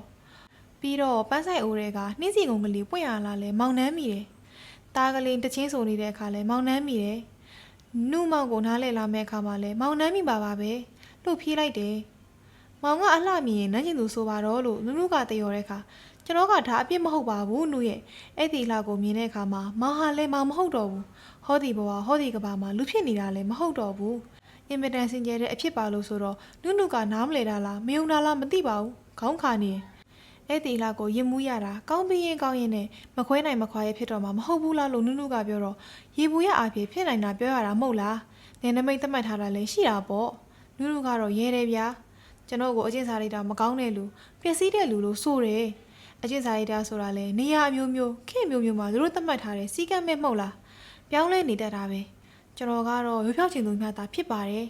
အကျင့်စာရိတ်တာကောင်းတယ်မကောင်းဘူးဆိုတာကျွန်တော်မှမရှိပါဘူးကျွန်တော်နှစ်သက်သဘောကျသလိုသာသူများကိုမထိပါစေပဲနေရှင်းပါတယ်ကျွန်တော်ကိုအကျင့်စာရိတ်တာပြတ်တယ်လို့ပြောမယ်စားအကျင့်စာရိတ်တာအဆိုးကောင်မတတ်မှတ်သူလို့ခေါ်ရင်ပုံမှန်ပဲထင်ပါရဲ့နုနုကတော့ညီသမကလေးကိုအိမ်မလာနေတော့လို့နှင်းလိုက်တယ်ဒီနောက်တော့နုနုဟာတနာစရာကောင်းလာတယ်အယူပမာဖြစ်နေတယ်ကလေးကိုတော့ဂရုမစိုက်နိုင်တော့ဘူးကျွန်တော်တို့ငွေလည်းတော်တော်ကျက်တယ်ခြံထဲမှာနှိမ့်ဆိုင်တာတွေလည်းကုန်စီစေးတွေဝယ်ရတာကလည်းကျွန်တော်ကလောဘကြီးပြီးတော့ဝယ်တော့ပတ်စံမလောက်နိုင်ဘူးနုနုကမိမပီပီစကော့စေးသွားခြင်းပဲလက်ဝတ်လက်စားမှတ်မယ်ရုပ်ရှင်ကြည့်ခြင်းပဲဆိုပြီးတတိယတာတော့အမှန်ပါပဲအဲ့ဒီလိုဖြစ်နေတော့နုနုကတငယ်ချင်းဟောင်းနေနဲ့ပြန်ပေါင်းပြီးထမင်းထွက်စားဖို့တို့ပျော်ပွဲစားထွက်ဖို့တို့လက်ခေါ်တာနောက်လိုက်စားပြူလာတယ်နုနုဒီလိုနေရာမှာပျော်ရွှင်မယ်ဆိုရင်ကျွန်တော်ကြည့်ပြီးုံမကဝမ်းအောင်သားပါရဲ့နုနုမှာကျွန်တော်နဲ့မစီဆိုင်နဲ့မဆက်ဟန်နိုင်တဲ့အသွေးအကွက်လေးတွေရှိမှာပေါ့လျှောက်ပတ်ရအလင်းရောင်နဲ့တိုက်မိပြီးပြိုးပြက်ဝင်းလန့်လာတာကိုမညူဆူသင့်ပါဘူးသူလူဘဝမှာနေထိုင်တက်လာတဲ့ချင်းပြီးကျွန်တော်ဝမ်းသာအားရနဲ့ပကြီးကားတကားရမ်းရသမျှအကုန်သုံးမြစ်ဖို့ပေးလိုက်သေးတယ်2500လောက်ထင်ပါရဲ့နုနုကသူမသုံးချင်ပါဘူးဆိုပြီးတားလေးနာမည်နဲ့ဘန်မှာငွေရွှစရင်ဖွင့်တဲ့တယ်ပထမတော့နုနုစိတ်ကောက်မှန်းသိတော့မသိပါဘူးသူသဘောကျရလို့တဲ့အောက်မေ့တာပဲကျွန်တော်ကထေထေရလဲမစင်းစားတတ်ဘူးမဟုတ်လားနုနုကသူ့အတွက်အကုန်ခံတဲ့လူရှိပါတယ်တဲ့သူ့မောင်နှောင်းဝမ်းခွဲဆိုလားဘီလက်ကပြန်လာစားအင်ဂျင်နီယာကောင်လေးနဲ့တော်တွဲနေတယ်ကောင်လေးကကိုပိုင်ကဝက်ရှော့အကြီးကျယ်ဖွင့်ထားပြီးလွတ်လပ်နေတော့နုနုကိုနေနိုင်လာခေါ်နေတာပေါ့နုနုလှလှပပဝတ်စားပြီးရေကမောကနဲ့ထွက်လေလိုက်ရုပ်ရှင်ကြည့်လိုက်ပွဲလန်းသပင်သွားလိုက်လို့တာမြင်ရတော့ကျွန်တော်စိတ်အေးသွားတယ်နုနုနှမျောတတ်တဲ့သူ့ရှေ့လောက်ကလေးတွေရှုံ့မပေးပဲကားစီးနေရတာလေကျင်းနေစရာပေါ့နုနုကကားမောင်းနေပါပြီးပြန်ကျင့်လို့ဟန်ကြနေတယ်တညတော့တနိုင်ခွဲမှပြန်လာကြတယ်ကျွန်တော်ကစိတ်နေနေပူလို့ထိုင်ဆောက်နေပြီးကားမိမြင်တော့ဝမ်းသာအားရထွက်ကြတာပေါ့မောင်ကိုလေးကိုလည်းမပြန်နဲ့တော့ကွာဒုစီပဲအိတ်တော့မင်းအိမ်ပြန်တော့တယောက်တည်းခုတလောလမ်းခွေမှာဓမြတိုက်တယ်လူတွေကြားနေရတယ်လို့ပြောရတယ်နုနုကတော့အိတ်ရထဲမှာကျွန်တော်ကိုရန်ထောင်တော့တာပါပဲကျွန်တော်စိတ်ထဲရှင်းလင်းပါလျက်နဲ့သူကရန်ထောင်နေမောင်နှမနှဝမ်းခွဲပေမဲ့အရင်လိုပဲတဲ့ငငယ်ကလေးကအိမ်ချင်းကူပြီးနေလာကြတာတဲ့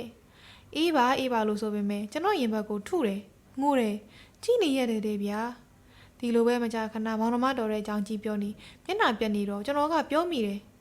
လူရဲ့စေးရေးထားပါမောင်နှုတ်ကိုဘယ်တော့မှမကောင်းမထင်ဘူးတကယ်တော့မောင်ကိုလေးနဲ့နှုတ်နဲ့မောင်နှမတော်တော်စရာမလိုပါဘူးမောင်ကိုလေးနဲ့သွားလာနေရတာပြောရင်ပြောသလိုနေနိုင်ပါတယ်သူပေးတဲ့အခွင့်အရေးကိုမမပေးနိုင်ပဲကိုပြီးတော့မောင်ကိုလေးနဲ့နှုတ်ကလေးဝေးပြီးအောင်နေနိုင်ကြပါတယ်ဒီလိုနေမှနှုတ်ဖို့ဖြစ်နိုင်မယ်ကျင်းနေနိုင်မယ်ထင်ရင်လို့ပြောလိုက်တယ်ဘာကြောင့်လဲဆိုတော့မောင်ကနှုတ်ကိုလိုလားနေသေးတာကိုနှုတ်ကိုစီးလို့ကန်လို့လိုချင်နေသေးတာကိုလို့ပြောလိုက်တယ်နုနုကနှကန်းတော်အောင်ကြိုက်ပြီးဒီလိုလားဒါဖြစ်ရင်လေအဲ့ဒီလိုခလေးမွေးနေအောင်မကမောင်ကိုပါထားဖြစ်ခဲ့ရင်ကောတဲ့မောင်နှုတ်ကိုလွမ်းနေအောင်မှာပေါ့လို့ပြောလိုက်တယ်မောင်နှုတ်ကိုဆုံးရှုံးရပြီလို့တိမှာပေါ့လို့ပြောလိုက်တယ်ဒါပေမဲ့နှုတ်သွားမှမောင်ကိုထားခဲ့မှဖြစ်မယ်ဆိုလေထားခဲ့ရမှာပေါ့မောင်မတားတင်ပါဘူးလို့ပြောပါတယ်မောင်ကြည့်နေနေတာပေါ့လို့နုနုကမေးပြန်တော့မောင်ယုံကြည်တာကိုမလိမ်ရနိုင်မဲ့ပြောရတယ်နုဟာမောင်နဲ့နုတို့ရဲ့ဘဝအတွက်တာမကနုတယောက်ရဲ့ဘဝအတွက်ပါစဉ်းစားခွင့်ဆုံးဖြတ်ခွင့်ရှိပါတယ်လို့မောင်နဲ့မပြောတော့လုံးထွက်သွားမယ်ဆိုရင်မောင်ကြည့်နေအောင်ပြင်မမတက်နိုင်ပါဘူးလို့ ကျွန်တော်ကိုနုနုကစိတ်ကားတဲ့သူတွေဗျာကျွန်တော်ကတော့ကိုကြီးကျယ်လာတဲ့လူမဟုတ်နိုင်ပေမဲ့အ ਨੇ ဆုံးရင်ချင်းလူသားတယောက်လိုပဲထင်ပါတယ်နောက်ဆုံးတော့လေနုနုဟာကျွန်တော်ကိုစိတ်နှစ်ပါးဒုက္ခပေးရဲ့လူတို့အမိမဲ့ပြီးကလေးကိုခေါ်ပြီးထွက်သွားတော့တာပါပဲကျွန်တော်လည်းမတားလိုက်ပါဘူးထိုခဏ၌လက်ထပ်ပွဲသည်ပုံမကြီးကျယ်ခမ်းနားလာပါသည်အမစိန်ကလိုပြီးသွားပါပြီနမိတ်ကျော်အကယ်ဒမီဆိုရာရုပ်ရှင်မင်းသမီးကတချင်းဆိုနေပြန်သည်သူ့အတန်နှင့်အဆိုမှာကောင်းမွန်လာသည်မဟုတ်တော့လဲချစ်စပွဲလှပသောရုပ်ရည်အစဉ်ပြင်ကစိတ်ဝင်စားပွဲရှိလေသည်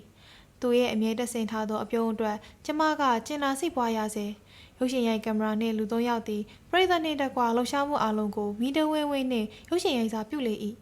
သူကတော့သတိထားမိဟန်မရှိပဲရေခဲမြအရေးပြောကပူနွေးခဲ့ပြီးဖြစ်အောင်အရေးကျဲလာပြီးဖြစ်သောလိမ္မော်ရည်ကိုနှစ်ကြိုက်မြတောက်ပြန်လေသည်သူသည်အနေငယ်ပြမန်းနှွမ်းနှင့်ဟန်ရှိတော်လဲသူ့မျက်လုံးများပြိုးပြက်နေသည်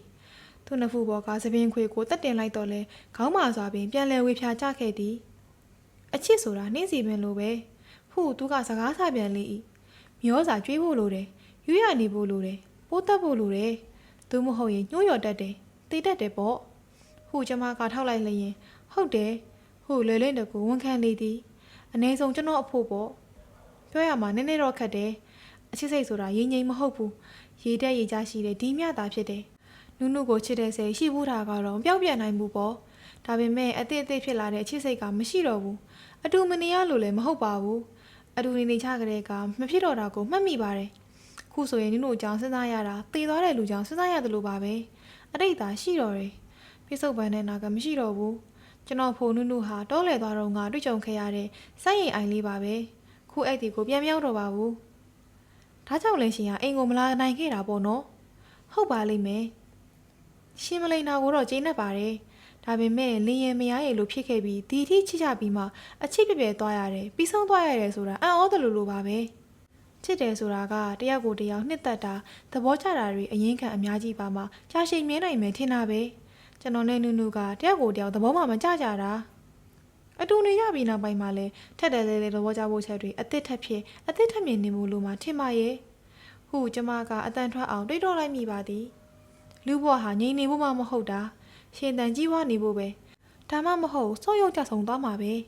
ကျမတို့ခဏမြိုင်တိတ်ဆိတ်နေပြီးသူကခက်ကြီးကြီးပြောပါသည်တကယ်တော့လဲအေးရဲ့ကျွန်တော်ကသာအချစ်ဆိုတာကိုယုံကြည်မျက်နှိုးနေတာကိုအချစ်ဆိုတာအင်မတန်ခမ်းနားကြည့်ကျတဲ့အလှတပါလူဘဝရဲ့သစ္စာတရားလို့တင်စားတာကိုဘာကိုမှမစိတ်ငူပဲမိမနဲ့ယောက်ျားကြုံကြိုက်တာတက်မှတ်တာရင်းနှီးတာလောက်ကိုအချစ်လို့ခေါ်လိုက်ပြီးလူဘဝမှာတခြားလိုချင်တာတွေရှာနေတဲ့လူတွေလည်းအများကြီးရှိတာပေါ့ခုမင်္ဂလာဆောင်ကိုဝစားပေးလာတဲ့လူတွေကိုကြည့်ပါအောင်ဘယ်သူတယောက်ကအချစ်ဆိုတာကိုကောင်းကြီးပေးဖို့လာတယ်လို့ဆိုနိုင်မှလဲမင်္ဂလာဆောင်ဟာလူဘဝရဲ့အတုပဟုသမျှအကြီးကျယ်စားတင်ရာဖြစ်နေပြီကျမတီဒိုးတိတ်စွာတခုံးတော့ပြောလိုက်၏ရှင်ဟာပြည့်ပြည့်သွားတဲ့အချစ်ကြောင့်စိတ်ချင်းပေါက်နေတာများလားရှင်ဟုတ်မယ်မထင်ပါဘူးသူကမမြန်ဆက်ဆက်ပြင်ပြန်လဲရင်းဆန်လေ၏အချစ်ဆိုတာလည်းအနိစ္စပဲအေးရဲ့အဲ့ဒါပေါ့ကျွန်တော်နုနဲ့မယန်းချင်ပြောင်းကြတဲ့နေ့ကပြောမိတာကျွန်တော်တို့ဟာအချစ်အတွက်သာပေါင်းသိရစတန်လို့အချစ်ပြည့်သွားတဲ့တနေ့မှာတာသမီးဆိုတာအတွက်တောင်မငဲ့ပဲခွဲခွာရစတန်လို့နုကငိုပြန်မှာပေါ့နုကငိုတယ်ကျွန်တော်မှရဲ့စိတ်တဲ့နှလုံးသားရှိတယ်တဲ့တာသမီးဆိုတာတော့မငဲ့ကြီးဆိုတော့ဒါပေမဲ့အေးရဲ့ပြောခဲ့ပြီကောတာသမီးဆိုတာအရွယ်မရောက်ခင်ကကိုတာဝန်လို့ယူဆရမှာကိုသူတို့လည်းသူတို့ကိုယ်ပိုင်ဘဝဖန်တီးရမယ်တတိတခြားပုံကိုယ်တွေပဲမိဘဆိုတာကသူတို့အတွက်နှိမ့်နေကြတာလိုအပ်တာပဲဒါပေမဲ့ရှင့်သားလေးဝင်းထုတ်ကိုတော့၃နှစ်ခွဲသားရှင်းချင်းပေးခဲ့ရတယ်တော်ပြီလားကျမအေးဆေးစာပြီးမြင်မြလိုက်ပါသည်ကျွန်တော်ဘဝရဲ့တစိမ့်သေးသားတော်တော်များများကိုပေးချင်ပါသေးတယ်အ ਨੇ ဆုံးလူဘဝမှာပတ်စံဂုံယာဒူအိမ်ယာချောင်းမြောင်းဆိုတာတွေမရှိဘဲနဲ့လွယ်လွယ်ပြောရရင်လူစင်းရဲ့ပင်မဲ့စိတ်ချမ်းသာအောင်ဘယ်လိုနေရမလဲပြီးစိတ်ချမ်းသာသည်ဖြစ်စေမချမ်းသာသည်ဖြစ်စေလူဘဝမှာပျော်ရွှင်စွာနေနည်းတနည်းအားဖြင့်ကျွန်တော်သိထားတာရှိရဲဆိုတာကျွန်တော်သားကိုပြချင်ပါသေးတယ်ဒါပဲကျွန်တော်မှာပေးစရာရှိရဲထင်တယ်ဒါပေမဲ့နုကတော့ယူစိမယ်မထင်ပါဘူးနုဟာ15နှစ်လုံးလုံးအိမ်အောင်ထမပြုတ်ပဲနေတာကတော့ဘာကြောင့်လဲလို့စဉ်းစားနေတယ်သူ့မှာခင်မင်းနဲ့လွယ်လွယ်ပြောရရင်တွဲဘက်တွဲလာနေတဲ့ရေရွေသားလေးတွေရှိမှာပေါ့ဟိုလိုဒီလိုနဲ့ဖြစ်မလို့လဲကျမထင်တဲ့အခါကြားမိတဲ့အခါရှိတယ်ဒါပေမဲ့ရှင်းနောက်ဆုံးစကားကိုကြားချင်သေးတယ်ထင်ပါရဲ့ရှင်ဘက်ကအချစ်ပြပြသွားပြီဆိုတာပဲရှင်ပြောနိုင်မယ်ပေါ့သူကမှန်ပေတင်းပေါက်ကြီးမှငီးမောကအပြင်၌အုံပြသားရအေးချမ်းနေသည်ကိုကြည့်နေပြန်ပါသည်ရေကူးကန်၌ဖြူလဲသောတရိပ်များရွှေရှားနေသည်ကိုကြည့်နေပြန်ပါသည် လင်းနဲ့မယားဟာမသိမချင်းအတူတူနေကြတဲ့နှစ်ပေါင်းများစွာမှာတယောက်ကိုတယောက်ဆွေးမြဲပြီးချစ်နေကြမယ်ဆိုတာဖြစ်နိုင်ပါမလားအ ਨੇ ဆုံးအများသောလူတွေတွေ့ဝေနေတဲ့သူတွေဖို့ဖြစ်နိုင်ပါမလားကျမလည်းတွေးမိတယ်မဖြစ်နိုင်ဘူးဗ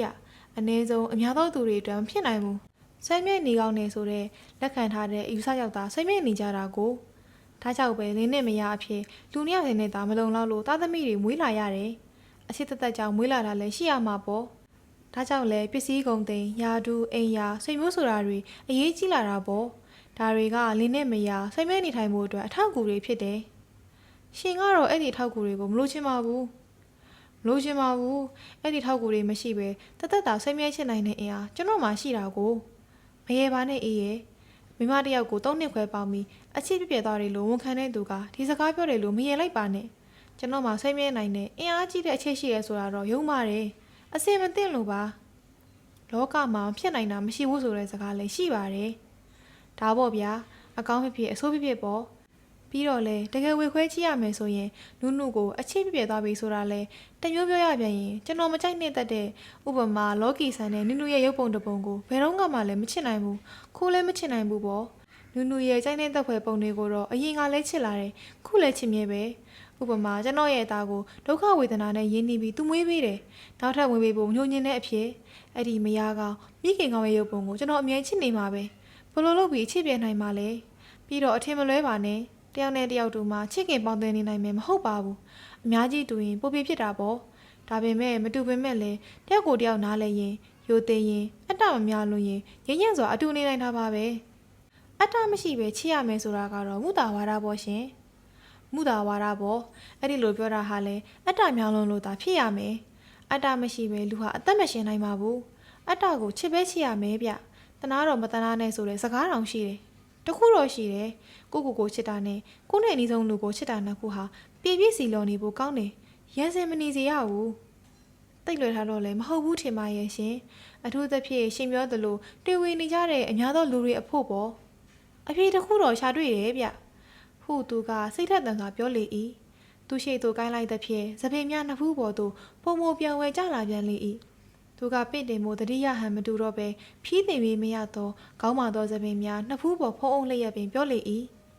ဟန်စလီရဲ့ဝိထုတစ်ပုတ်ဖတ်ဖူးတယ်ဗျဒီစာရေးဆရာကိုငငယ်ကတော့ကြိုက်တာကြီးလာတော့လည်းညှင်းငွေသွားတာပါပဲဒါပေမဲ့သူတွေကနှီးရိတ်ခဲ့တဲ့ဝိထုတစ်ပုတ်ကမဆိုးပါဘူးဗုဒ္ဓဘာသာတရားတော်ကြောင့်တော်တော်ဆွေးနွေးသွားတယ်ဒါပေမဲ့ဘဝတဏပြည့်ရမယ်ဆိုတာကိုတော့သဘောပေါက်သွားဟန်မတူဘူးသူဗုဒ္ဓဘာသာနားလေပုံကတေဂာနီးလူမှာဘဝကိုကောင်းအောင်ပရိတ်ရွတ်ပေးတာကျေးစီတီးပေးထားလောက်ပဲရှိရလို့ကျွန်တော်ထင်တာပဲသူ့ရဲ့ကျွန်းဆိုတဲ့စာအုပ်ထဲမှာအိမ်တော်ကိစ္စကိုဖြေရှင်းဖို့ကြိုးစားတယ်မိဘနဲ့သားသမီးတို့ဆက်ဆံရေးလင်းနဲ့မယားဆက်ဆံရေးတွေကိုရေးတယ်သူ့ကျွန်းမှာစီးပွားရေးအရာပြည့်စုံသားရနေတယ်မိဘနဲ့သားသမီးကြားမှာပဋိပက္ခဖြစ်ရင်ဖြေရှင်းနည်းကမွေးစားမိဘမွေးစားသားသမီးဆိုတာတွေထားကြတယ်သားသမီးတွေစုံတယောက်ကကိုမိဘနဲ့မစီလော်ရင်ပြောင်းလဲနေထိုင်ဖို့မွေးစားမိဘတွေဆယ်စုံလောက်ရှိကြတယ်ဗျဆွေမျိုးမိတ်တင်ကဟာတွေကဖြစ်မှာပေါ့ဗျာအဲ့ဒီနေရာဖြစ်မိဘနဲ့သားသမီးတွေဟာတင်းတင်းလောက်ပဲစွာနေထိုင်ကြတယ်ဒါပေမဲ့လင်းနဲ့မယားကိစ္စကြတော့စာရေးဆရာကတတိမရှိတော့ဘူးထင်တယ်အစင်ပြေလဲတီးခံနေကြရုံပဲအလွန်ဆုံးခွဲခွာနေကြရုံပဲလို့ဆိုချင်းဟန်တူတယ်ကျွန်တော်စဉ်းစားနေတာကြာပြီအကြံတစ်ခုရတယ်ဗျလက်ထပ်ထိမ်းများခြင်းဆိုတာကျွန်တော်ပြောခဲ့ဘူးသလိုပဲအချစ်ဆိုတဲ့ပုံမြင်မှာမိမနဲ့ယောက်ျားချစ်လို့အတူနေခြင်းလို့ရင်းနှီးခြင်းလို့ပြုရတဲ့အမှုတစ်ခုသာဖြစ်တယ်အချစ်ဆိုတဲ့ပုံမြင်ရဲ့အဆုံးသတ်မဟုတ်ဘူးအစသာဖြစ်တယ်ဒါပေမဲ့ခုဖြစ်နေတာကလက်ထပ်ထိမ်းများခြင်းဟာကြောက်စရာကောင်းတဲ့အနှောက်အယှက်ဖြစ်နေတယ်မှားရင်ပြင်မရလောက်အောင်သူမဟုတ်အဲ့ဒီနီးပါးခိုင်မာတဲ့အဆောက်အုံဖြစ်နေတယ်ခရိယန်နေဖို့ဆိုရင်ဘာသာတရားကိစ္စပါဖြစ်နေတဲ့အတွက်ပိုဆိုးတာပေါ့ဒါကြောင့်လည်းလက်ထပ်ထိမ်းများခြင်းဟာအတင်သွတ်တွေကိုအမျိုးဆောင်လာတယ်မသမာသူတွေရဲ့လက်နက်ဖြစ်လာတယ်အဲ့ဒီလိုဖြစ်ထိုက်ဘူးဗျာကျွန်တော်စိတ်ကူးမိတာကထိမ်းများလက်ထပ်ခြင်းဆိုတာတခုဟာဆိုပါတော့ဗျာ10နှစ်ပဲ10နှစ်ပဲစသဖြင့်တည်မြဲစေရမယ်အဲ့ဒီနှစ်အပိုင်းခြားစေရင်အလိုလိုပြီးဆုံးသွားရမယ်အလိုလိုလင်မယားဘဝရက်စဲရမယ်ပြီးဆုံးပြီးတဲ့နောက်မှာလင်မယားရဲ့လူပေါင်းသိလာဘူးသူနှစ်ယောက်ဟာနှစ်ဦးသဘောတူပေါ့ဗျာပြောနေကြမလို့ပါဘူးဆုံးဖြတ်ရမယ်ကျင်းနဲ့ရင်ကျင်းနဲ့တလို့မကျင်းနဲ့ရင်မကျင်းနဲ့တလို့ထိမ်းများလက်ထပ်ခြင်းကိုဆက်လက်တည်တံ့စေမယ်ဒါမှမဟုတ်ရက်တန်းကပဲရက်တော်မယ်ပေါ့ဗျာဆုံးဖြတ်ရမယ်ဆက်လက်တည်တံ့စေမယ်ဆိုတာကလည်းကာလအပိုင်းခြားတော့ထားတင်သေးတယ်ထင်တယ်10နှစ်10နှစ်စသဖြင့်ပေါ့အဲ့ဒါလို့ဆိုရင်လင်းနဲ့မြတ်ဟာလွတ်လပ်ခြင်းကိုမနီးမဝေးမှမြင်နေတော့အယိုသေးတန်တာတို့နိုင်လိုမင်းထက်လောက်တာလို့နဲသွားမယ်တီးခံနိုင်စွမ်းလည်းရှိလာမယ်လွတ်မြောက်ခြင်းလို့မကောင်းကြံတာတွေလည်းညော့သွားမယ် လင်မယားကွာရှင်းချင်းဆိုတဲ့ပြဿနာလည်းနင်းမယ်မိမတွေရဲ့အခွင့်အရေးတိုးလာတာလည်းဖြစ်တယ်ဗျဒီဥပဒေဖြစ်ရေးကိုမိမနဲ့ယောက်ျားဘယ်သူတွေကပိုကွန့်ကံမယ်ထင်တယ်လဲဘယ်နဲ့လဲကျမကမျက်စိများကိုခဏမိတ်ထားလိုက်ပါသည်ကျမစဉ်းစားချင်ပါသေးသည်ပြီးတော့သားသမီးများဟုတ်တယ်သားသမီးတွေကိုဘယ်လိုလုပ်မလဲရှင်ပြောသလိုရှင်းနေစနေဆိုတဲ့အချိန်မှာကလေးပညာရနိုင်မလဲသူတို့ဟာမိဘနှစ်ပါးဥပဒေအရအလိုလိုကွဲသွားတဲ့အခါဘယ်သူနဲ့နေမလဲဘာလုပ်ကြမလဲသူတို့ရဲ့စိတ်ဆင်းရဲခြင်းချမ်းသာရင်ဆိုတာကောအိမ်တော်ဖျို့ပြဲဖြစ်သွားတဲ့အခါအေးမနေပြီဟုသူကထုံးစံအတိုင်းညှင်းသားစွာဆိုပါသည်အိမ်တော်ဖျို့ပြဲဖြစ်တယ်လို့ကိုဆိုလို့မရတော့ဘူးဥပဒေကလှုပ်ထားပြီးနေ့စဉ်ဖြစ်နေတဲ့လူမှုရေးစနစ်ကလက်ခံထားတဲ့ကိစ္စဆိုတော့လက်ထပ်ခြင်းဟာ10နှစ်ပဲခံတယ်ဆိုတာကိုကလေးတွေကလည်းမွေးကလေးကလက်ခံလာပြီးနည်းနည်းမှဆန်းတဲ့ကိစ္စမဟုတ်တော့ဘူးတာသမီးရေအတွက်ကန့်သက်တာလည်းလုပ်ရမှာပေါ့ရှင်းနေစနေပြလို့အလိုလိုပြီးဆုံးတော့ပဲအချိန်မှာကလေးထမွေးရင်လည်းသူတို့လင်မယားဟာဆက်လက်တည်မြဲဖို့ဆုံးဖြတ်ပြီးသားလူတွေပဲဖြစ်ရမှာပေါ့ရှင်းနေစနေတာကြားတဲ့လက်ထက်ချင်းမှာကလေးတွေဟာနှောက်ထက်ဖို့မကောင်းဘူးပေါ့ဒီကလေးနှစ်ယောက်အတွက်မိဘနှစ်ပါးလုံးရောအစိုးရရောတာဝန်ရမှာကတော့ပြောနေကြမလိုပါဘူးခုလေဒီလိုပဲမဟုတ်လားအရေးကြီးတာကအေးပြောတဲ့ကလေးတွေရဲ့စိတ်ဆင်ရဲခြင်းချမ်းသာခြင်းဆိုတာပါကျွန်တော်ပြောပြီးပြီဥပဒေအရအလိုလိုပြပြရခြင်းဖြစ်တော့လူမှုရေးစနစ်ကလက်ခံထားပြီးသားဖြစ်တော့ဒီပြဿနာရှင်းသွားတာပါပဲထားပါတော့ဒါပေမဲ့ရှင်းရဲ့လက်ထက်ထိန်မြခြင်းကမလွဲမသွေကွဲကွာရဖို့ကိုအရင်ခံထားတဲ့လက်ထက်ထိန်မြခြင်းဖြစ်မနေဘူးလားဖြစ်မနေပါဘူးဟုသူကမြင်းမြတ်စွာဆိုလေ၏စိတ်နဲ့တခါရနာပြီးစဉ်းစားကြဖို့အခွင့်အရေးပေးတာပါပဲမကွဲပိတ်နေခြင်းရတာပဲဗျာသက်လုံးဆွေးမြဲနေတာကိုနည်းနည်းလေးမှကန့်ကွက်ထားတဲ့သဘောဘာမှမပါတာပြီးတော့လင်မယားအဖြစ်နေထိုင်ခြင်းဟာနှုတ်သဘောတူကိစ္စမှတ်တာဖြစ်တယ်ဆိုပြတာပဲလင်ရောမယားရောကိုညီမျှတဲ့အခွင့်အရေးပေးလိုက်တာဖြစ်တယ်လင်ကမယားကိုမယားကလင်ကိုလက်ထပ်ထိန်များခြင်းပေါ်မှီပြီးဖိနှိပ်ဆိုးမိုးတာကိုဖျက်ဖို့ကြိုးစားတာကိစ္စဖြစ်တယ်လင်ကိစ္စကိုပိုလွတ်လပ်စေတဲ့လူကမဆိုနိုင်ဘူးလားလင်ကိစ္စနဲ့မဆိုင်ပါဘူးလင်စိတ်ဆိုတာကကြီးမားတဲ့အင်အားတရက်ပဲသူ့ကိုလက်ထပ်ခြင်းဂုံးတရေဥပဒေဆိုတာတွေကပိတ်ပင်တားဆီးလို့ရတာမဟုတ်ဘူးလင်ကိစ္စလွတ်လပ်ခြင်းနဲ့သူဟာသူ့ဘာသာနီးလန်းရှာလာတာပဲလက်ထပ်ထိန်များခြင်းဥပဒေတစ်ခုပြောင်းလိုက်ရုံနဲ့လူမျိုးမျိုးရဲ့လင်ကိစ္စမျိုးဟာပြောင်းလဲမသွားပါဘူးတခုပဲပြောနိုင်တယ်အလိုရှိသလိုပေါ့လေဥပဒေဘောင်တွင်းကနေပြီးလင်သင့်မရတဲ့ပြောင်းလဲယူဖို့အခွင့်အရေးရတဲ့နီးလန်းပေါ့ဒါလည်းကောင်းတဲ့အခွင့်အရေးလို့ထင်ပါတယ်ပြီးတော့လူတွေကိုအ ਨੇ ဆုံးရိုးဖြောက်စေတဲ့နီးလန်းလို့လည်းခေါ်နိုင်တာပေါ့အကြောင်းကြောင့်တွေကြောင့်ဥပဒေကြောင့်လူမှုရေးစနစ်ကြောင့်အောက်ကြီးတိခံပြီးမကြည်ဖြူနိုင်တော့တဲ့လင်ကိုဒါမှမဟုတ်မယားကိုစိတ်ရည်သစ္စာမရှိတော့ပဲကိုယ်ရည်သစ္စာသာမရှိခြင်းပဲရှိနေတာတဲ့တော့မကောင်းဘူးလားရှင်းဥပဒေတည်ဖြစ်လာဖို့ရာရိုးဖြောက်ဖို့တတိရှိဖို့နားလည်ဖို့တော့အတူလိုတဲ့ကိစ္စပဲခုသာကျမပြောလိုက်ပါသည်အေးရဲ့ကွဲစင်တဲ့လင်များကြတော့လေတားလို့မရတော့ပါဘူးစုကိုကွဲတာပဲမဟုတ်လားအနောက်နိုင်ငံမှာဆိုရင်ဖောက်ပြမှာကွဲလို့ရမယ်ဆိုလို့လူငါးပြီးဖောက်ပြခြင်းအောင်ဆောင်ရတယ်လက်ပူလက်ချက်အမိခံရတယ်လို့တမင်လုံးယူရတယ်ရီနိုမျိုးကိုသွားပြီးကွဲယူရတယ်ကျွန်တော်တို့စီလဲဘာသာပြတ်လိုက်ပြီးကွဲယူရတဲ့လင်များတွေခဏခဏတွေ့ဘူးသားပဲမွတ်စလင်ကနေကက်သလစ်ကနေဗုဒ္ဓဘာသာပြောင်းပြပြီးကွဲယူရတဲ့တငယ်ချင်းမတွေခုဖြစ်ချမ်းသာကြမ်းမာကြလို့တွေ့ရတယ်ခလီးကိစ္စတွေထပ်ပြောဦးမယ်ကွာရှင်းတယ်ဆိုတဲ့ကိစ္စဟာဆက်စုပ်ဖွယ်လို့ထင်နေတဲ့ခင်မှာမလွဲတာလို့ကွဲကွာရတဲ့မိဘရဲ့ကလေးတွေဟာစိတ်သက်အများကြီးပျက်စီးနိုင်တယ်မကွဲကွာဝန်လို့ဟန်ဆောင်နေတဲ့ရန်ဖြစ်နေတဲ့ဖောက်ပြားနေတဲ့ဖိနှိပ်နေတဲ့ငုတ်ခံနေတဲ့အိမ်တော်များမှလည်းကလေးတွေဟာပိုပြီးပျက်စီးနိုင်သေးတယ်မသိတဲ့တော့ပဲမချစ်တော့ပဲအတူဆက်နေကြတဲ့မိဘတွေကိုဘယ်သားသမီးကကြည်ညိုနိုင်မှလဲလူလေးလူညာတွေကိုကြည်ညိုရဲဆိုရင်လေတင့်ကလေးတွေကလူလေးလူညာတွေဖြစ်ရောက်ခဲ့ပြီဝမ်းနဲ့ကြာကောင်းရောက်ခဲ့ပြီကျွန်တော်ဖြစ်စေချင်တဲ့အဲ့ဒီဥပဒေတဲ့ဟာအိမ်တော်ရေးရဲ့အဆုံးအသစ္စာတရားလို့တော့ဆိုလိုတယ်မထင်လိုက်ပါနဲ့အေးရဲ့လက်ရှိအိမ်တော်ရေးဥပဒေထက်ပိုပြီးကောင်းမွန်တဲ့ဤသည့်ကလေးသားဖြစ်ပါတယ်ဗုဒ္ဓဘာသာထုံးစံအရလဲယောက်ျားတွေကိုတရားဝင်မိမအများယူနိုင်ဖို့လော်လီဖောက်ပြန်ဖို့အားပေးအားမြောက်ပြုထားတာရှိတယ်ဟိုတလောကဖတ်လိုက်ရတာကတော့မယားကြီးကမကျေနပ်ရင်မယားပြိုင်များဟာအမွေခွဲရမှာအခွင့်အရေးကောင်မရနိုင်တော့ဘူးတဲ့ယောက်ျားများအဖို့ဘာမှလည်းနေတာမသွားပါဘူးခုနောက်ဆုံးဥပဒေအရမိမကအခွင့်မပေးပဲအသားတယောက်သဘောနဲ့ကွာရှင်းခွင့်မရနိုင်ဘူးလို့ကြားတယ်အေးချပြီလားတကယ်တော့လဲအေးရဲ့လူသားလျင်ဗဒါနဆိုတာအမှန်ပဲဥပဒေဆိုတာမရင်ကျေးသေးသူတွေအတွက်ထိန်းချုပ်ဖို့လိုတယ်ဆိုပြီးလုပ်ယူထားရတဲ့စီးမြင်ပဲတကယ်ပဲယဉ်ကျေးလာပြီးထက်တန်းကျလာပြီးဆိုတဲ့အခါကျတော့လေမတရားမှုတွေနှဲသွားပြီးဥပဒေဆိုတာတောင်တဲမလို့တော့ပဲဖြစ်နေနိုင်တာပေါ့ကျွန်တော်စိတ်ကူးလေးကတော့လင်ရဲ့မယားရဲ့အခွင့်အရေးကောင်းပေတစ်ခုကမှမိတ်ပင်ပါဘူးအခွင့်အရေးတဲ့ထပ်ပြုံပဲဖြစ်တယ်ထင်ပါတယ်အပိုင်း3ထုံးစံအတိုင်းပင် TY မှာအခါပေးလိုက်ပါသည်အခါတော့ပေးတာကနှရင်းငယ်ရွှေစာ သာသနာရောင်လင်းကောင်းချင်းခုတီချင်းခါအခါတော်ပေးတာကပရိသတ်တီရုပ်ချီးပင်တိတ်ဆိတ်ငြိမ်သက်သွားပြီးခေါင်းအလုံးသည်ခမ်းမကြီးတကဝါသို့လေပြန်ကကြည့်နေကြပါတော့သည်ကျမကောင်းစွာသတိမထားမိလိုက်ပါထွက်စီပင်ယွန်းသည်ထင်ပါသည်ရုပ်ရှင်ကင်မရာများမီတဝင်းဝင်းနှင့်စတင်ရိုက်စေငယ်ရွယ်လှပသောသူတို့သမီးသည်ပန်းနုရောင်ထမိန်ထိုင်မသိန်းပဝါအဖိုးတန်တို့နှင့်စိန်တစ်ဖြက်ဖြက်လက်လျက်ပေါ်လာပါသည်သူတို့သမီးမှာရှစ်တန်းမင်မအောင်သေးသောကျောင်းသူများသာဖြစ်သည်ကျမ၏မျက်စိရှိတွင်ပင်ကြီးပြင်းသွားသောကလေးမဖြစ်သည်အသက်18နှစ်ပင်မပြည့်သေးပါမျက်နှာကိုအယောင်များစွာဘလို့ချဲလဲထားတော်လဲနုနေငယ်ရွယ်လှသေးသည်ကိုမဖုံးအုပ်နိုင်ချေ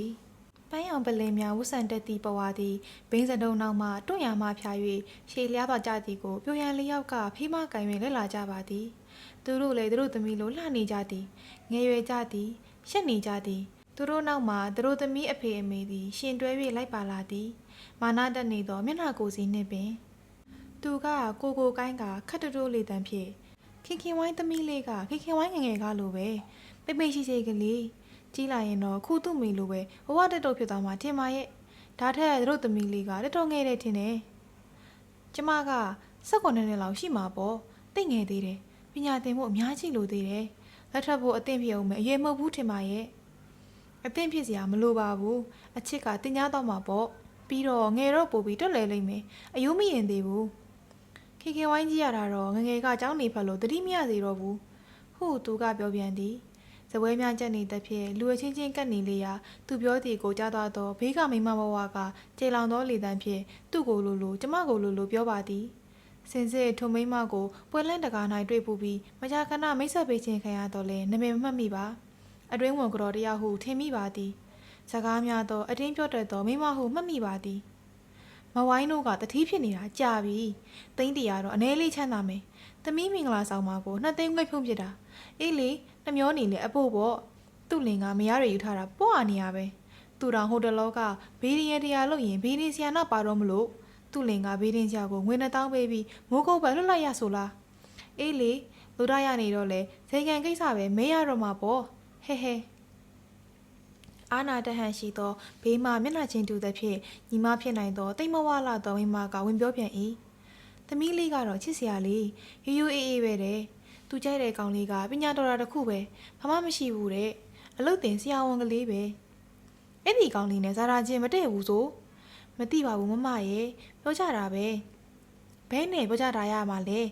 ဇာရာချင်းကိုမတည့်လို့ဘေးရင်ဆရာတွေပြစ်မိမိရရရှိလိုက်တာ3-4လတော့ကြာပါပကောမင်္ဂလာမဆောင်ခင်ကိုညတီတီရွှေတကုံဖျားပေါ်မှာလျောင်းတော်မူတဆူရှိမှသွားပြီးကြော့အေးရတဲ့တို့များတော့လင်တယောက်ကိုဒီလာအောက်ကြခံမယူပါဘေးတွင်ဆရာတွေဟောတယ်တဲ့မင်္ဂလာဆောင်မှာတကယ်ကောင်းမြတ်တဲ့အချိန်ခါရဲ့ရောက်ချင်းစက္ကန့်မလွယ်ဗသိမ့်3ရမယ်တဲ့အနောက်ရက်ကြီးကျယ်ပေါ်တတ်တယ်တဲ့ပေါ်ရင်ကွဲရင်ကွဲမကွဲရင်တို့သမီးသိမယ်တဲ့ဒါကြောင့်ထင်ပါရဲ့ခုနတို့သမီးနာဖို့အခန်းထဲဝင်ကြည့်တော့ကြော့ပွဲတွေကဖျားတိုင်တွေကလှိုင်းနေရပဲဖျားတိုင်တွေကလည်း special တော့ရွှေတွေချလာတာဝင်းနေရပဲမင်္ဂလာဆောင်မင်းအင်္ဂလန်သွားပြီးကြောက်ဆက်နေကြမယ်ပြောတာပဲကောင်းမလေးက10တန်းတော့မအောင်သေးဘူးခလေးမိန်ကြောင့်သူဖြုံးမှာပေါ့လေစိတ်ညစ်စရာကောင်းလေးကတော့ခလေးခွဲစိတ်ကုသမှုပါရဂူပဲဆိုလားယူမလို့တယ်ပတ်စံရေးကြီးတာပါပဲလင်မယားနှစ်ဖက်တယ်ဆိုတာလကားစကားလင်မယားပတ်စံဖက်တာပတ်စံသူရောကျမပါပြုံးစာနေလိုက်ကြပါသည်မိမနှစ်ယောက်သည်တစ်ဖက်လှည့်သွားပြီးကျေလောင်သောလေတန်းနှင့်ဆက်လက်၍ထိုမင်္ဂလာဆောင်၏စရိတ်စကားများကိုအသေးစိတ်တွက်ချက်ချပြန်လေ၏သူကပြုံးမြဲပင်နှစ်ဖူးပေါ်မှပင့်တင်မရသောဆန်ခွေကြောင့်တိမ်မွေ့ပါလည်းရဲတင်းပုံရနေသည်တိမ်မွေ့တော်လည်းရဲတင်းသည်မှာအမှန်ဖြစ်လေသလားသူကပြုံးမြဲပင်ပိုရိတ်တိုးတိတ်စွာလင်းနဲ့မရအချစ်ပဲဖက်ရမှာမှုတ်လားအေးရဲ့စိတ်ကူးလေးလိုက်တာဟုပြော၍ရေမောလိုက်သေးသည်စောကမိမဘဝသည်ဘာကြမှသည်မသိသူ့ကိုပြုံးရဲကဟုတ်ပါရဲ့ရှင်စိတ်ကူးလေးလိုက်တာပတိတ်တော်မဲ့အချိန်ကတိတိကျကျ53မိနစ်ခွဲလိုသေးတယ်ဆိုတော့ဘာလို့ဖို့ဒီလောက်စောကြီးသူတို့သမီးသူတို့သားကိုပွဲထုတ်နေမှလဲဒီလောက်ကြာကြီးဩဘာသာရွတ်နိုင်နေထားအောင်ခလေးတွေညောင်းကုန်မှာပေါ့ဩဘာသာရွတ်ပြီးတော့ရတုပိုက်ဆောင်ဝင်ဆိုအောင်မမရဲ့ဘသူဆိုမှလဲတီတီမြလားညီမလဲထင်ပါရဲ့ကြီးပဲမမရေရအောင်ရတုပိုက်ဆောင်စောမြအေကြီးဆိုပြတာတခါကြားဖို့ပါတယ်ပြင်းကြကောင်းလိုက်တာမပြောပါနဲ့သမီး9ရန်တုန်းကအစိုးပြိုင်ပဲဝင်ရတော့ငါပေါ့အဖွားကြီးစီနေချင်တော့တင်ရတာစုတော့ရလာတယ်သူနှင့်ကျမတို့တိတ်ဆိတ်နေကြသည်တွင်ထိုညီမလည်းတိတ်ဆိတ်သွားပြန်ပါသည်သူတို့သားဖြစ်သွားသည်ကိုကျမတည်တည်ချာချာမကြည့်လိုက်မိပါ စင်မြင့်ပေါ်နေရာယူကြမှမြင်ရတော့လေခက်ညူညူပပရလျဟုသာသိရပါသည်သူတို့သားမှာ24နှစ်ခန့်ရှိပြီးအိမ်ရီရရမျက်နှာထားမမှန်ပင်ဖြစ်သည်သူမိဘနှစ်ပါးမှာခင်ခင်ဝိုင်းတို့လင်မယားလောက်မျက်နှာရဲဝံ့ခြင်းမရှိဘဲမာနတက်ခြင်းမရှိဘဲစင်မြင့်ပေါ်၌မမြတ်ထိုင်ကြပါသည်သူတို့၌စိတ်နှဲငယ်သာပြုတ်ပြက်လေ၏ကောင်းလေးဘက်ကနည်းနည်းနွမ်းတာပေါ့သူ့အဖေကရရှိတာမဟုတ်ဘူးတဲ့စရိတ်ကတဖြည်းဖြည်းတက်လာတာမျိုးနဲ့တူပါတယ်စင်ရဲနံပါတ်မှလည်းပညာကျူးစားရမှန်းသိတာရုံးဝန်တော့ဆိုလားမင်္ဂလာဆောင်ဖိတ်ဆိုင်ရိုက်ကန်ဒီမှာမဖြစ်ချေဘူးဆိုပြီးမဝိုင်းတို့ချဲလဲလိုက်တာပေါ့မန်နေဂျာဖြစ်သွားတယ်ဖိတ်စာတွေလှလှပပါသွားတာပေါ့မီတဝင်းဝင်းနဲ့ရုပ်ရှင်ရိုက်နေသောကင်မရာတစ်လုံးသည်ပရိသတ်ဘက်သို့လှည့်လာရာစကားပြောနေသောမိမနှစ်ယောက်အန်းနေကြပြီးမှမျက်လွှာချကပြုံးလျက်နေလိုက်ကြသည်သူကအမှန်တကားအပြင်ဘက်သို့စုံမက်စွာငေးမိုးနေပြန်သည်အပြင်၌တာယာအေးချမ်းမြဲပင်ရေကူးကန်၏ရေပြင်သည်ခညိမ့်ညိမ့်ပင်ကြရက်ထနေသည်လှိုင်းနုနုများဣနေသည်မြသားပမာစိမ့်လဲနေသည်ကျမလည်းလေးလံကျွတ်ဆက်သောအဝတ်များကိုချွတ်ပုံခဲကရေပေါ်၌ပက်လက်ဖော်၍နားနေလိုစိတ်ပေါ်ပေါက်လာသည်အပြင်သွားရအောင်ပါအေးရဲ့စကားပြောရတာပိုးလွတ်လပ်မယ်သူကခက်တူတူခေါ်ပြန်ပါသည်လူတွေတိတ်ကျက်နေပြီဘယ်ထွက်လို့ရတော့မလဲပြီးတော့သူတို့သမီးတို့သားပွဲထုတ်ပြီးမှထွက်ရင်ပိုအားနာစရာကောင်းမှာပေါ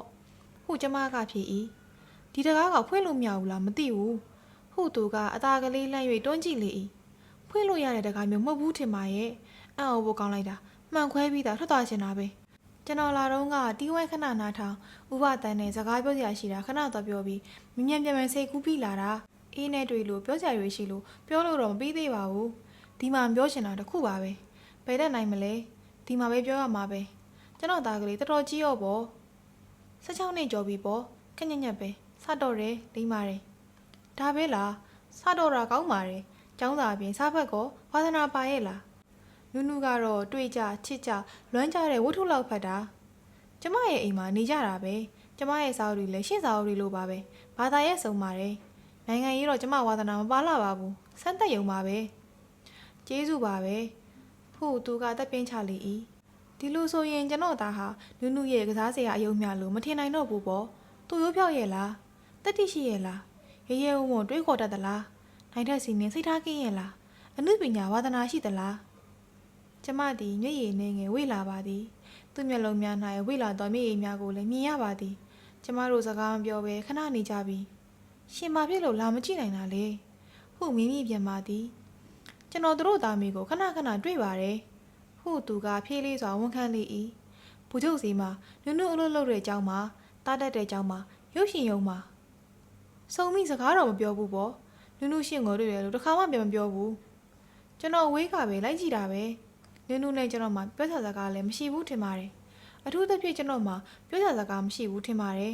်ပြောခဲ့ပြီးကောတောလေသွားရင်တွေ့ခဲ့တဲ့ဆိုင်းရီအိုင်ကိုပြန်မရောက်တော့ပါဘူးလို့ဆိုင်းရီအိုင်အောင်မှနီးစက်ရမယ်ဆိုတဲ့ကြောင်ဝင်းကိုလည်းဆိုင်းရီအိုင်အောင်မှနီးစက်ရမယ်ဆိုလဲနေပါစေတော့ကံကောင်းရင်ကျွန်တော်အခန်းကပန်းဆိုင်အိုးတဲ့ရောက်လာလိမ့်မယ်လို့တော့မျှော်လင့်ပါတယ်အေးလေလူတကိုထင်တလုံးပေါ့ဗျာအကျိုးပြုမယ်ထင်တာပ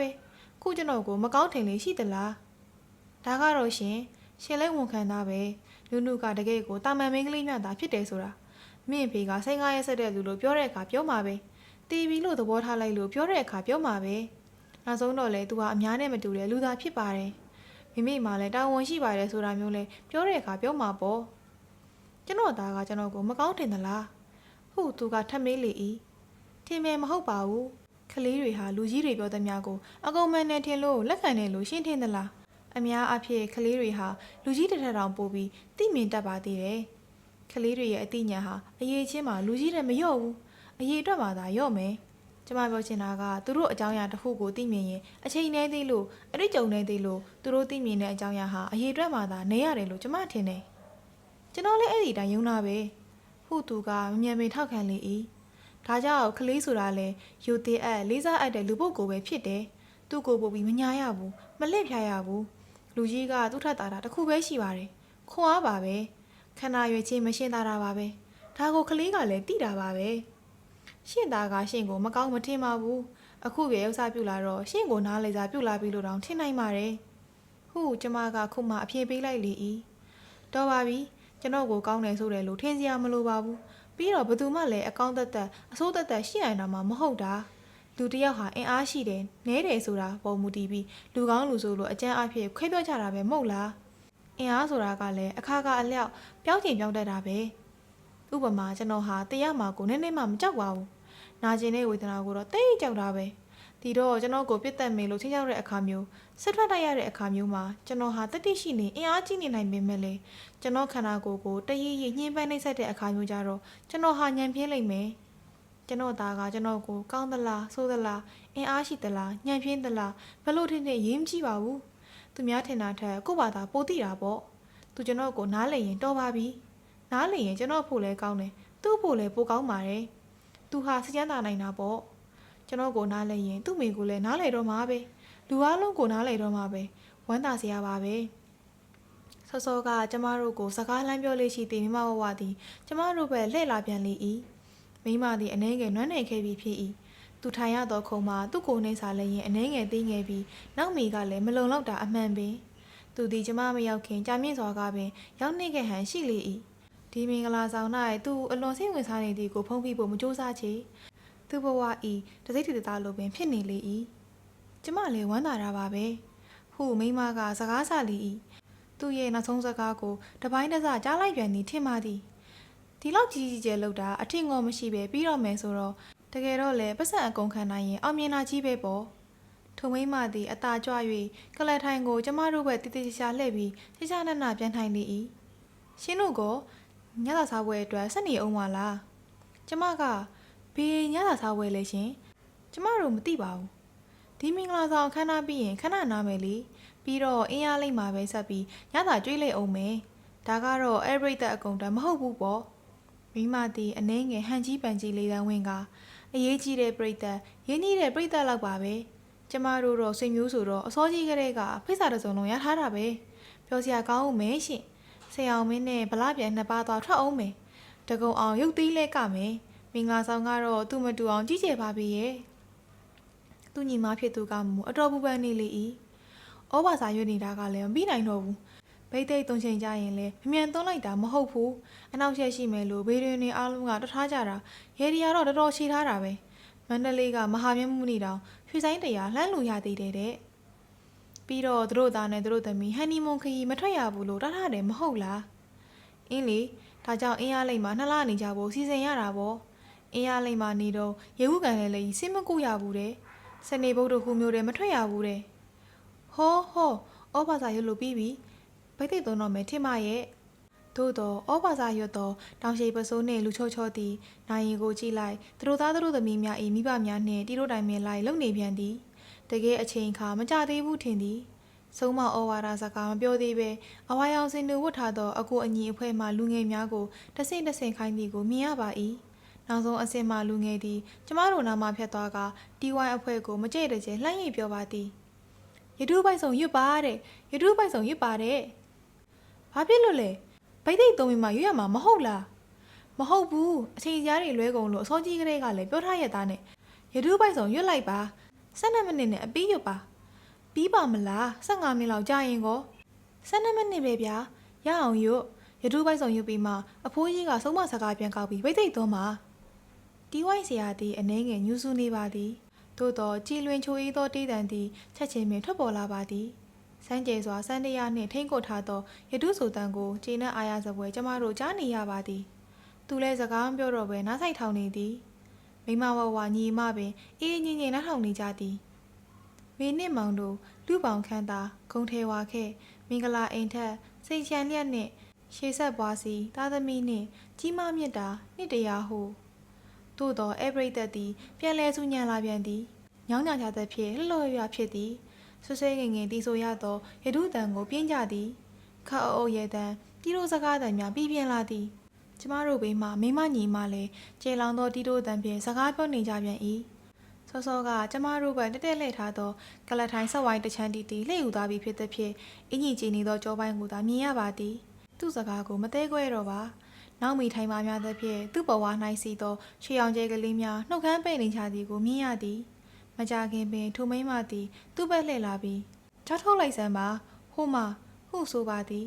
သူညွန်ပြရာမှာဖွင့်လို့ရမရကျမမသိသောလိမ္မော်ပွင့်နှင့်ရင်းညိနွယ်ခန်းစည်းများအနာကွတ်သောမှန်တကားမကြီးဖြစ်သည်ထိုတကောင်မကိုသူဖွင့်ကျင်သဖြင့်တွန်းကြည့်သေးသည်ပင် ထုတ်ချင်းပေါင်းမြင်ရသဖြင့်အပြင်၌တိရွက်ညိုများမြက်ခင်းများနေချီများတာယာနေသည်ရေကူးကန်စိတ်လက်လက်ကိုမြင်နိုင်သည်မိမ6ထုတ်လိုသည်မှာတကားဝ၌လာရက်နေသော10နှစ်အရွယ်ကလေးငယ်ဖြစ်သည်ကလေးငယ်မှာအသားရည်မဲမောင်လာပြီးသပင်များရှည်၍ကွေ့လိန်ကကျနေသည်ခပ်ပေပေရေပင်အင်ကြီးလည်းမပါချေစွတ်ကျဲလက်ပြဲရော့ရရသာဝတ်သည်ပြာမွဲသောရှုပ်ကြိုနှင့်ဘောင်းမီလည်းဝတ်သည်မျက်လုံးများမှာမူပြူးကျဲတောက်ပလှပြီးကော့ပြန်ထူထဲသောမျက်ခုံးမျက်တောင်များရှိသည်လုံးဝန်းသောနှောက်ခမ်းကလေးကိုထော်၍ရွဲ့၍မှန်တကားနှင့်ခန်းစည်းစားဆက်ရာမှရက်နေသည်သူ့နှာခေါင်းကလေးမှာမှန်နှင့်ကပ်ဖိမိပြီးပြားကပွနေလေသည်6ထုတ်လိုက်စမ်းပါရှင်ကြက်တီတုံးလိုက်တာဘယ်စီကန်တန်းလျကခလေးပါလေသွားဟဲ့ရှူသို့တော့မှန်ပြင်ကကလေးသည်ကြားပုံမပေါ်ပါပြီးတော့ကလေးကသူ့ရဲ့ပြုံးရွှင်သောမျက်နှာကိုကြည့်ကပြန်ပြုံးပြသည်သူကလက်တန်းကိုကွေးကောက်ပြပြီးနောက်ပြောင်နေသည်ကလေးကရေမောလိုက်ရာအသစ်ပေါက်စာအီယာမှရှိသောနှချောင်းပေါ်လာကရုံကောင်ကလေးများကိုတတိယစေလေ၏မိမသည်သူ့ကိုမြင်သွားပြီးအော်ဖြစ်မဖြစ်ရလေဟုအတန်ထွက်ပါသည်ပြီးတော့မျက်နှာကိုမဲမပိုးတိုးလိုက်ပြီးခြာကနေပြန်လှည့်သွားကသူ့ညီမနဲ့စကားပြောပြန်ပါသည်မိမ၏ညီမကပူပန်ပြန်သည်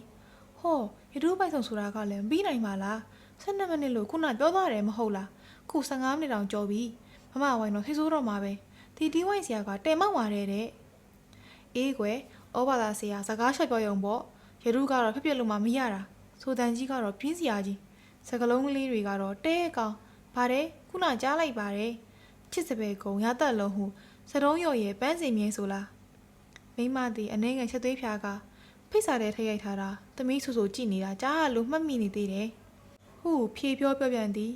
ထိုခဏနာရတူးပိုက်ဆောင်ရွတ်ဆိုခြင်းပြီးသွားလေ၏စန္ဒယာခလုတ်တန်ပြေးလွှားရမှအသားရရဆိုင်သွားလေ၏ဩဘာစာရဆရာသည်ယခုမှတကယ့်မင်္ဂလာကိုပြုတော်မူဟန်နှင့်တောင်ရှိပစိုးခပုံစားကိုမလှလှအောင်ပြုပြင်တည့်ရလေ၏ရတောင်လိုကားဆွင်ကနေမှကျင်းနေသည်သူ့ကောင်းမောင်းစားသည်လွင့်ပြန်နေ၏ထို့နောက်မင်္ဂလာစကားဆလေသည်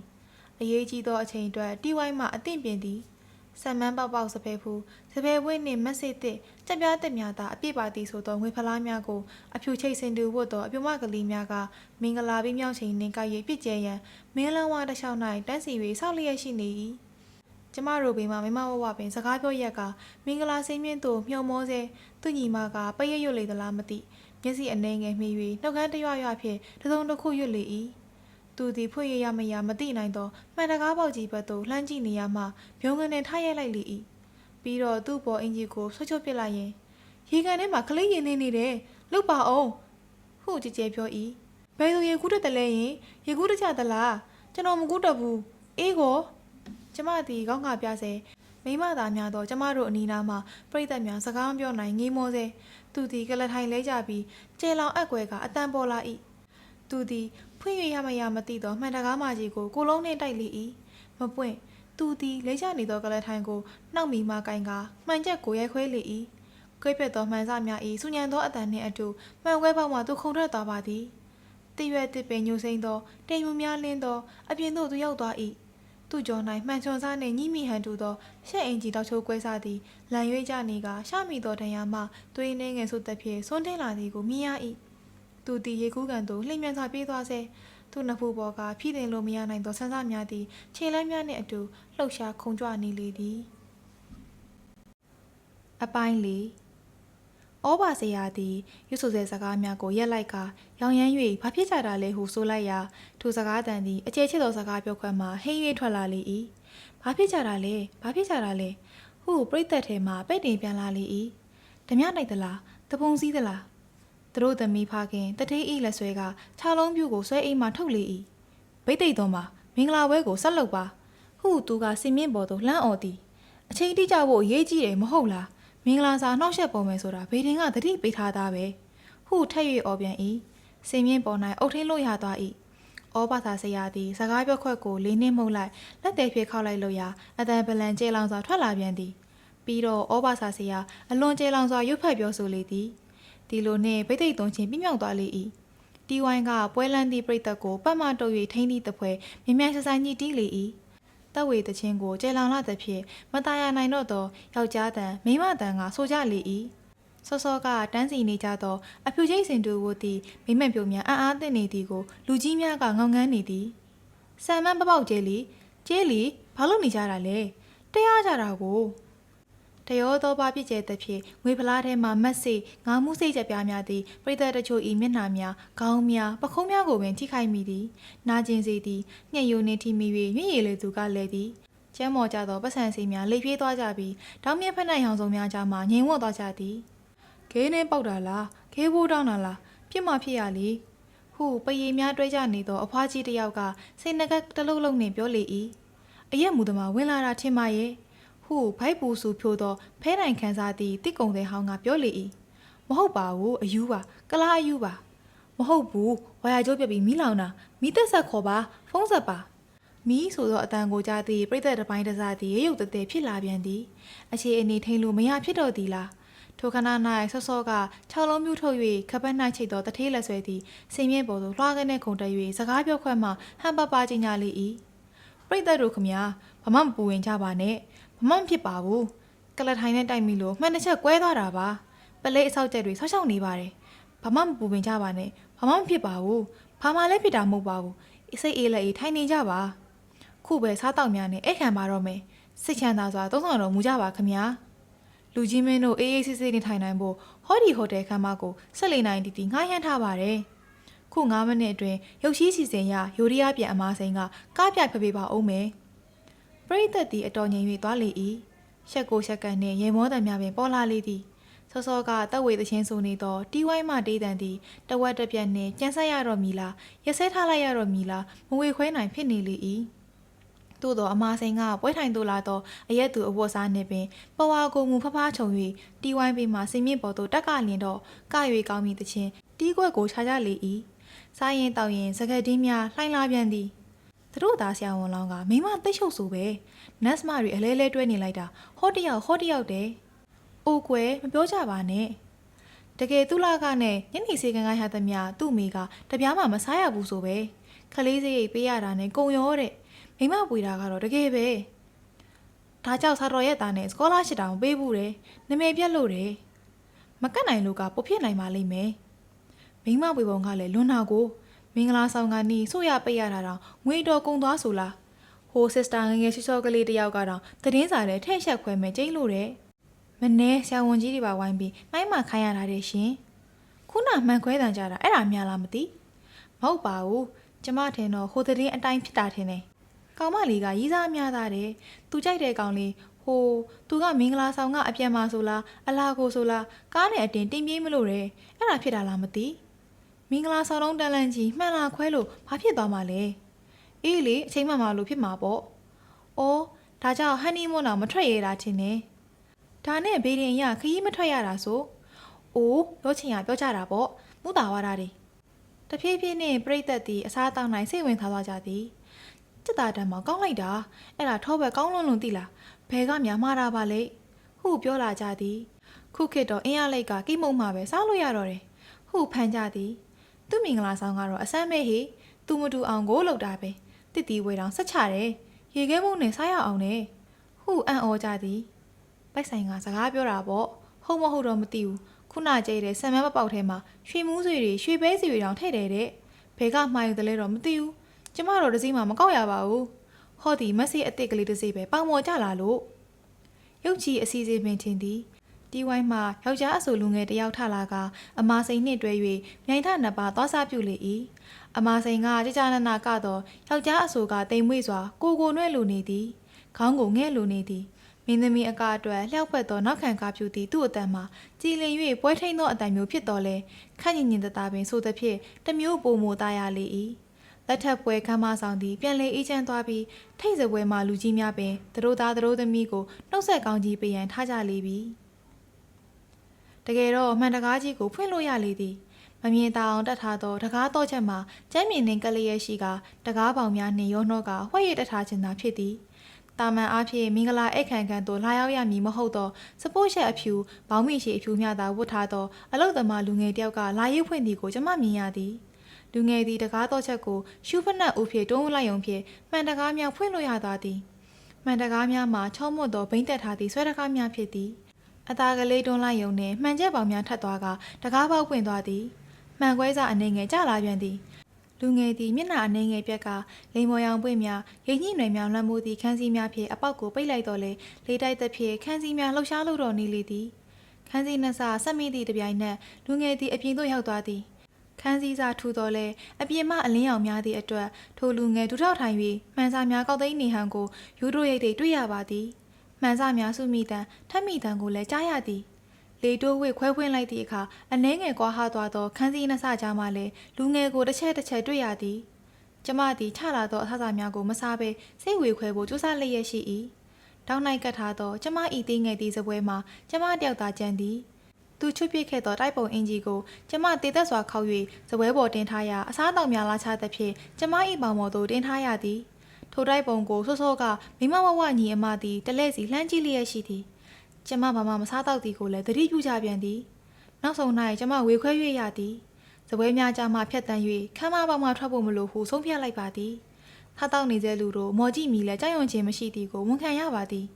ကျမသည်အပြင်သို့မြင်မြန်ရောက်ချင်းသာရှိသဖြင့်လှုပ်ရှားနေသောခန်းစည်းစာကိုဖယ်၍မှန်ကွဲစာများကိုကြော်၍နီးကပ်သောမှန်တကားပေါင်မှထွက်မည်ဟုဆုံးဖြတ်လိုက်ပါသည်သူ့တိုက်ပုံကိုကျမလက်မောင်းပေါ်၌ချိတ်ကအသာအရာထလိုက်ရာမိမဝဝကလှမ်း၍ပြန်တော့မလို့လားဟုနှုတ်ဆက်တယ်လို့မေးမြန်းလေ၏ကျမအဖြေမပေးပါပြီးတော့ခန်းစည်းတစကိုလှက်ကခြေနှလန်းမြလှမ်းယုံနှင့်ကျမအပြင်သို့ရောက်ခဲ့လေသည်စပိုးရက်နှင့်လူငယ်သည်မှန်စအားလုံးလိုကိုစုဆောင်ပြီးသားရှိသည်မှန်ခွဲအမုံများကိုလက်နှင့်ကောက်လို့ရသည်မဟုတ်သူ့လက်၌သွေးနှဲငယ်ပေသည်ကိုကျမသတိပြုလိုက်၏လူငယ်ကပြုံးရဲကမမဒါထွက်ပေါက်မဟုတ်ဘူးဟုပြောပြ၏ကျမရေဦးကံပဲသွားမလို့ပါမသွားပါနဲ့အဲ့ဒီမှာလူတယောက်ရေးနေလို့လူတွေလည်းအများကြီးအုံနေတယ်ပလိတ်တွေလည်းရောက်နေတယ်ကျမဆရာဝန်ပါလူငယ်ကပြုံးရဲပြန်ကကျွန်တော်လည်းလိုက်ခဲ့မယ်ဟုပြောသည်ကျမကပြန်မဖြေပါကျမတို့ခတ်တုတ်တုတ်ထွက်လာကြသည်နှွေးထွေးသောနေအောင်ကြီးကိုဖျက်တမ်းလာပြီးရေကူးကန်ဘက်ရောက်လာသည်ရေကူးကန်၌ရေသည်လှုပ်ရှားရင်းထိုးဆဲရှိသည်ရေကူးကန်၌လူတယောက်များမရှိရေကူးကန်နှင့်ဂိုက်တရားခံဝေသောတစ်ပင်ရိပ်များအောက်၌သာလူနှင်းငယ်စုယုံနေပါသည်ပလေးဝတ်စုံများကိုလည်းလှမ်းမြင်ရသည်ဟိုမရဲ့မြခင်ပေါ်မှာမှောက်ရဲ့ကြီးတင်များတည်ပြီလားမသိဟုလူငယ်ကပြောသည်တေးရဲ့အောက်သို့ရောက်လျင်ဆရာဝန်လာတယ်ဟုလူငယ်ကကြီးညာသဖြင့်ရှဲပြီးကြသည်သူတတိမိတ်ကလဲနေသည်ထင်သည်နှစ်ဖူးမှချစ်မိသောတန်ရာမှသွေးခဲစားပြုနေသည်ကြောကုန်းမှမှန်ကွဲရှာရာမှမူသွေးပြန်ထွက်နေသည်မျက်နှာ၌ရေများဆိုနေသေးပင်သူ့တို့ကိုယ်လုံးရွှဲရွှဲဆိုသေးပင်စောစောကသိမ်းရမရသောသပင်များသည်ရေဖြစ်လေကခေါင်း၌ကိုက်နေကြသည်ပလိတ်သားတယောက်ကသူရေတော့တော်တော်အံပြစ်လိုက်ပါပြီဒေါက်တာကျွန်တော်လည်းနောက်ထပ်ဘာမှမလုပ်တတ်တော့ပါဘူးအသက်တော်မှန်ရှူနေတာပဲပူစရာမရှိဘူးထင်တာနဲ့ဟုပြောသည်ကျမသည်စပိုးရှက်ဝလူငယ်နှင့်ထိုပလိတ်ကလေးတို့အကူအညီဖြင့်သူ့ကိုပလက်လှန်လိုက်ပါသည်ကျမဤစားဖြူပေါ်ဝါဖြင့်သူ့မျက်နှာကိုတုပ်ပေးလျင်တော့အိုးဒေါက်တာရဲ့ပြေကုန်တော့မှာပဲပြရတော့မှာပဲဟုဝိုင်း၍နှမျောချတန်ကြားရလေ၏ကျမကမူသူ့ရဲ့ဆူဆွဲနေသောသပင်များကိုစားဖြူပေါ်ဝါနှင့်ဆက်လက်ပုတ်တိုက်လျက်နေသည်သပင်တွေ့စားပြုလျင်သူသည်အနှဲငယ်လွန်လိုက်ပြီးမျက်လုံးများပွင့်လာလေသည်ကျမကိုမြင်လျင်ပြုံးလိုက်ကအားနာလိုက်တာအေးရဲ့ကျွန်တော်မဖြစ်ပါဘူးဟုခတ်တူတူလေးပြော၏ခလေးကိုစိတ်လို့ရတယ်မဟုတ်လားဟုလက်ထောက်၍ထားထားရင်ဘေးဘီတို့လှည့်ကြည့်ပေသည်လက်ထက်ပွဲမှာစီစဉ်သူလူကြီးဖြစ်ဟန်တူသောဝတ်ကောင်စားလာနှင့်လူကရောသားထွက်နေဟန်ဖြင့်ခလေးကဆဲစရာမလိုဘူးကိုလူရဲ့ခမားနေနေလို့ဆဲရတာခလေးကရေကူးတက်တယ်ဟုပြောသည်သူကခက်အေးအေးပင်ခလေးကရေမကူးတက်ပါဘူးနစ်နေတာပဲကျွန်တော်ရှိတယ်နှစ်ခါတော့မြုပ်သွားတာပဲပြီးတော့ရေကူးတက်လေရေနေနိုင်တာပဲဟုပြောသည်အတော်ခက်တယ်လူပဲခလေးကရေဥကန်ရေးလဲတဲ့လှုပ်သမားရဲ့ခလေးပြရေကန်နဲ့အခါတရကြလဲသူ့ဖေဆဲလိုက်မယ်ဆဲလဲစိတ်နေကြတဲ့ခမားနဲ့ဖာဆိုင်လဲခုတော့ကောင်းသေးလားကျုပ်တူမဘက်သေးသွန်းတာအချိန်လွဲသွားပြီ၄စက္ကန့်တိနောက်ကျသွားပြီသူဟောတဲ့ဘေးဒင်သားမှန်ရင်သိရင်သိမသိရင်ကွဲပဲတဲ့ကျုပ်ခမားကိုတရားဆွဲခြင်းနဲ့မင်္ဂလာစာနှောက်ယှက်မှုနဲ့သူကလက်များကိုပိုက်ကစက်သိမ်းများထားပါသည်အေးရဲ့ချမ်းလိုက်တာဟုကျမကိုပြောရင်ပြောပြန်သည်ပြီးတော့လူကြီးဘက်သို့လှည့်၍ဒါရီတော့ကျွန်တော်ဘယ်သိမလဲကျွန်တော်မြင်တာကခလေးရင်နေနေတာပဲသူ့ဘဝကလေးဟာခုမှစကားသားရှိသေးတယ်ရှိမှလားလာတွေအများကြီးရှိတယ်ဘယ်ဆုံးခံနိုင်ပါမလဲမင်္ဂလာဆောင်ဆိုတာအပျော်ပါကိစ္စပဲဟာဒီလိုဖြစ်ရတာဝမ်းနေပါတယ်ဒါပေမဲ့လင်မယားဆိုတာလဲကွဲတာနဲ့မကွဲတာတခုခုတော့ဖြစ်နေရမှာပေါ့ဟုညှင်းသာစွာပြောပြန်သည်စပိုးရှက်နဲ့လူငယ်ကဝင်၍တန်းလျာကကလားကလေးလေးလားအလားလာတွေအများကြီးရှိရဲ့ဟာဟာဟာဟုရဲပါသည်ဒါပေမဲ့ကို့လူခမားခွဲလိုက်တဲ့မှန်က300အနည်းဆုံးတန်မှာဝယ်လို့လည်းမရဘူးအဲ့ဒါတော့ခမားဖြည့်ရှင်းရလိမ့်မယ်ကျ ကျုပ်လည်းလည်းရှကုန်ပြီ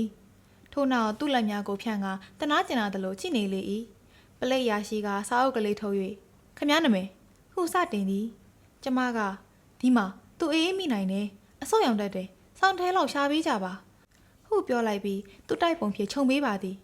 သူ့ကိုရေအန်စေခဲ့သောပလိတ်သားကလေးက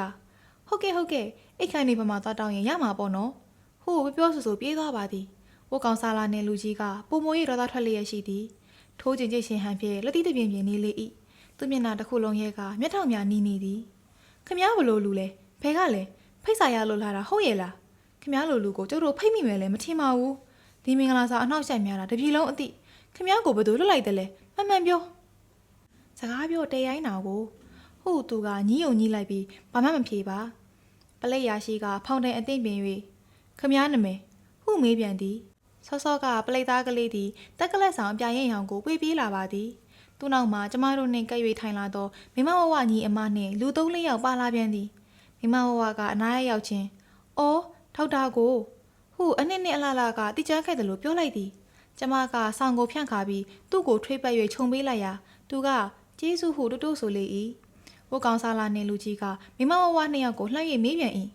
မညွန့်တို့ဒီလူကိုသိသလားဟောဒီတာနဲ့တော့သိတယ်လို့ပဲအလို့ရှင်ကျမတို့နဲ့မသိပါဘူးတခါမှမမြင်ဘူးဒါတော့စပွဲလောလာထိုင်တာပဲဟုပြောပြီးကျမကိုအားနာဟန်ပြုလာ၏ကျမကအားလုံးမျက်နှာများကိုကြည့်ရတာနေလိုက်ပါသည်ပြီးတော့သူ့လက်ဖြားများကိုစောက်ကင်ကြည့်ကပြနေတာပဲရှင်ချမ်းနေသေးသလားဟုမေးပြန်ပါသည်ပလက်ရာရှိကခမည်းနမယ်ဟုမေးပြန်ပါသည်သူကမွေးလာပါပြီဟုကျမကိုပြောပြီးမှကျွန်တော်နာမည်ဘာဖြစ်လို့သိချင်ရတာလဲဟုပြန်မေးလေ၏ပလက်ရာရှိကသူပါဒေါသကူဆက်လာဟန်ဖြင့်ကျုပ်ကပလိတ်ပဲခင်ဗျားကိုတင်ကားမကင်းရှင်စစ်စစ်မြင့်နိုင်တယ်ဖမ်းချုပ်နိုင်တယ်အပြစ်ရှိရထင်ရင်တရားစွဲနိုင်တယ်ဟုပြောလေ၏ခင်ဗျားတင်ကားမကင်းဖြစ်ရအောင်ကျွန်တော်ကလေးရင်နေတာကိုစင့်စေတာခင်ဗျားအသိပဲဒါပေမဲ့ခင်ဗျားနာမည်ကိုဖတ်ထားစရာဘာအကြောင်းရှိတယ်လဲဖတ်ထားစရာအကြောင်းရှိသလားမရှိပါဘူးမပြောချင်တာတခုပါပဲစပိုးရှက်နဲ့လူငယ်ကဝင်၍မှတ်ဖို့တင်ကြပြပေးလိုက်ဗျာစကားမပြောချင်ရင်ဟုအကြံပေးပါသည်ပလိတ်လေးကနောင်ကြီးမောနေသေးလို့လားဟုပြော၏မမောပါဘူးအကောင်းသားပဲပလိတ်ရာရှိကမှတ်ဖို့တင်ကြပြပေးဗျာသူကကျမဘက်လှည့်၍ပြုံးပြန်ကဘယ်နဲ့လုံလဲအေးရဲ့အဲ့ဒီကြပြတခါမှမလုပ်ဘူးသေးဘူးပြီးတော့ကြပြမရှိရင်ကျွန်တော်လူမဟုတ်တော့ဘူးလားသူတို့သိချင်တဲ့နာမည်ကိုကျွန်တော်အဖို့လို့လားဒီမနောင်ကြီးရဲ့လူတယောက်ခလေးစေရည်နေတယ်လို့သာမှတ်လိုက်ပါဗျာတော်ရောပေါ့ဘာချိန်နေကြလို့လဲကျွန်တော်လည်းအိမ်ပြန်တော့မယ်ခင်ဗျမပြန်ရသေးဘူးဟိုဝကောင်းစားလာနဲ့လူကြီးရောပလိတ်ရာရှိပါဗျိုင်တို့ပြောကြလေ၏မိမဝဝကကျမနာကရွေတို့ကလေးထော်တာနဲ့တော်ခင်သလားဟုမိသည်ကိုကျမပြန်မဖြေပါမိမသည်ကျမကိုပါမျက်မှောင်ကိုကြည့်လိုက်ပါသည်သူ့ညီမနဲ့တို့ပြောကြပြန်ပါသည်ပြီးတော့ရှီတလန်းတို့ကကျမထင်တော့ဒီလိုအရက်မူနေနေထင်တာပဲဘာကြောင့်လဲဆိုတော့မင်္ဂလာဆောင်ကိုလာတာဝင်လာကြတဲ့ကကျမကြည့်နေတယ်ခေါင်းဆုပ်ဖွားနဲ့သပင်တစ်ဖုတ်လုံးမျက်နှာပေါ်ကျလို့ဘန်ကောက်ပစိုးနဲ့ပိုးထိုက်ပုံနဲ့ဝတ်ထားတာတော့အကြပဲပြီးတော့ဟောဒီဟော်တာကိုလည်းစကားတွေချင်းလုံးပြောနေရပဲမူးနေတယ်နဲ့တူတယ်ပြီးတော့မှန်ပေါက်ကစားစရာလာမျောတဲ့တရောင်းသားကလေးတယောက်ကိုလည်းလက်ညှိုးထောင်ကြောက်လုပ်ပြီးအယောဝင်သေးတယ်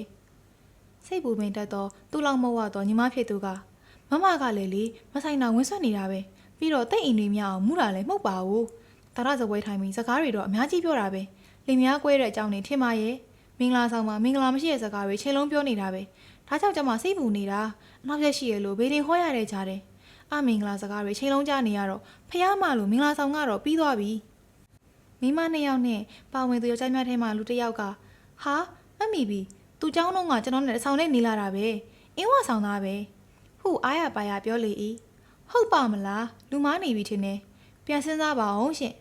ထိုးသူမျက်နှာကိုကျမမော်ကြည့်လျင်ချက်ချင်းမမိပါသည်ကျမတို့တစ်နှစ်တည်းတက်ကတော်ရောက်ခဲ့သူများဖြစ်ပါသည်ကျမတို့ရောက်စားမှာတိတ်ပံဝိစာမခွဲ၍အတူရောက်၍တက်ကြပါသေးသည်ထိုးသူနာမည်ကိုယနေ့အထိမသိတော့လဲသူသည်အရာရှိတယောက်ဖြစ်နေမည်ထင်ပါသည်တန်ယုံပါတီများ၌တွေ့ရတတ်သည်အစိုးရအခမ်းအနားများ၌တွေ့ရတတ်သည်နေအောင်ဗျသူ့နာမည်မိနေတယ်ဟိုတုန်းကတည်းကအေးနေတာပဲလေကားအောက်ကထောက်ခန်းမှာကုတ်ပြီးစားဖက်နေလို့ကျို့တို့ကတော့စားချက်ဖို့ရွှေသိမ်းစုမှန်နေပြီလို့ထင်တာအတန်းလည်းမတက်ဘူးစောင်းဝဲလည်းမပြေဘူးရုပ်ရှင်တော့နေတိုင်းကြည့်ပဲဘေးမအောင်ခင်မင်းမခိုးပြေးပြီးရှမ်းပြည်နယ်မှာစပီတိဆိုင်နေဆိုလားနေပါအောင်သူ့နာမည်ပါဇက်ဖျားတင်ပဲသူကကျမကိုပြုံးရေးကြီးကသဘောကျနေလေ၏ပလိတ်ရာရှိနဲ့ဝကောင်းစားလာနဲ့လူကြီးတို့သည်အနှဲငယ်မျက်နှာပြောင်းသွားပြီးမူးနေလားမသိဘူးဗျနာမည်မင်းလို့လည်းမပြောဘူး ဘိုက်ထဲရည်တွေတလောက်ဝင်နေတာတော့အမှုမပြေသေးဘူးထင်တယ်ဟိုတုန်းကတော့မတောက်တတ်ဘူးဗျကျွန်တော်တို့မူရင်သူကတွေ့ပြီးအခန်းထဲလိုက်ပို့တတ်တာပဲကော်ဖီတွေဘာတွေဖျော်လိုက်တတ်တာပဲနောက်တော့သူပကံဆောင်မိုက်ပြောင်းသွားသေးတယ်ဒါနဲ့တဲမလုံးမိကြတော့ဘူးသူကလူတော့လူအေးပဲခုမိုးနေတာမဟုတ်ရင်စိတ်မနှံ့လို့သာဖြစ်ရမယ်မပုံတင်ကပြလည်းမရှိဘူးတဲ့ဗျာတခါမှမလုပ်ဖူးဘူးတဲ့အလုပ်လဲရှိမယ်သူမဟုတ်ပါဘူးမပုံတင်ကပြမရှိပဲရက်ွက်ထဲတောင်နေလို့မရဘူးအရာရှိကြီးကတတိယလာပြန်ဤသို့တော့အာနာဟန်ဖြစ်ခတ်တိုတိုအားလုံးတော့ကြအောင်ဟာတတိယပြီလူတော့မမိနေတယ်နာမည်သာခုထိစဉ်းစားလို့မရတာသူစရင်ဌာနမှာလုပ်တော့ကအဖက်ခံရသေးတယ်သတင်းစာထဲပါလို့တော့ကျွန်တော်တို့တငယ်ချင်းတွေကညှင်းကြသေးတယ်အစိုးရငွေကွာမှုနဲ့နောက်တော့ထောင်နှစ်ခွဲလာမသိဘူးကြာသွားတယ်ဝတ်ကောင်စားလာနေသူကကဲဒါကြောင့်ပြောတာမဟုတ်လားဒီလိုလူမျိုးဟာပြည်သူကိုအန်ရပြမယ်လူစားမျိုးပါလို့ခုလဲကြည့်ပါလားဘာတစ်ခုမှမမေရအကြောင်းပြကြမရှိပဲဟိုတယ်ကမှန်ကိုရိုက်ခွဲတယ်ကလထိုင်လဲကျိုးပြီးမင်္ဂလာပွဲကန်ကောင်းလို့မပြတ်တယ်ဒီလိုလူမျိုးလှက်ထားလို့ဖြစ်ဘူးတင်တယ်ပလက်ရာရှိကမှတ်စုစာအုံနာရေးရန်ဖောင်တိန်ပင်အသင့်ရွယ်ကခမည်းနာမည်ဟုပြောပြန်နေ၏သူကအနေငယ်6သွေးစားပြုတ်လာသဖြင့်လင်ကွေကနဖူးပေါ်ပြန်ဝဲကြလာသောသပင်ကိုတတ်တင်ရင်ကျမကိုကြည့်၍ပြုံးပါသည်သုံးခါရှိပြီထင်တယ်နော်အေး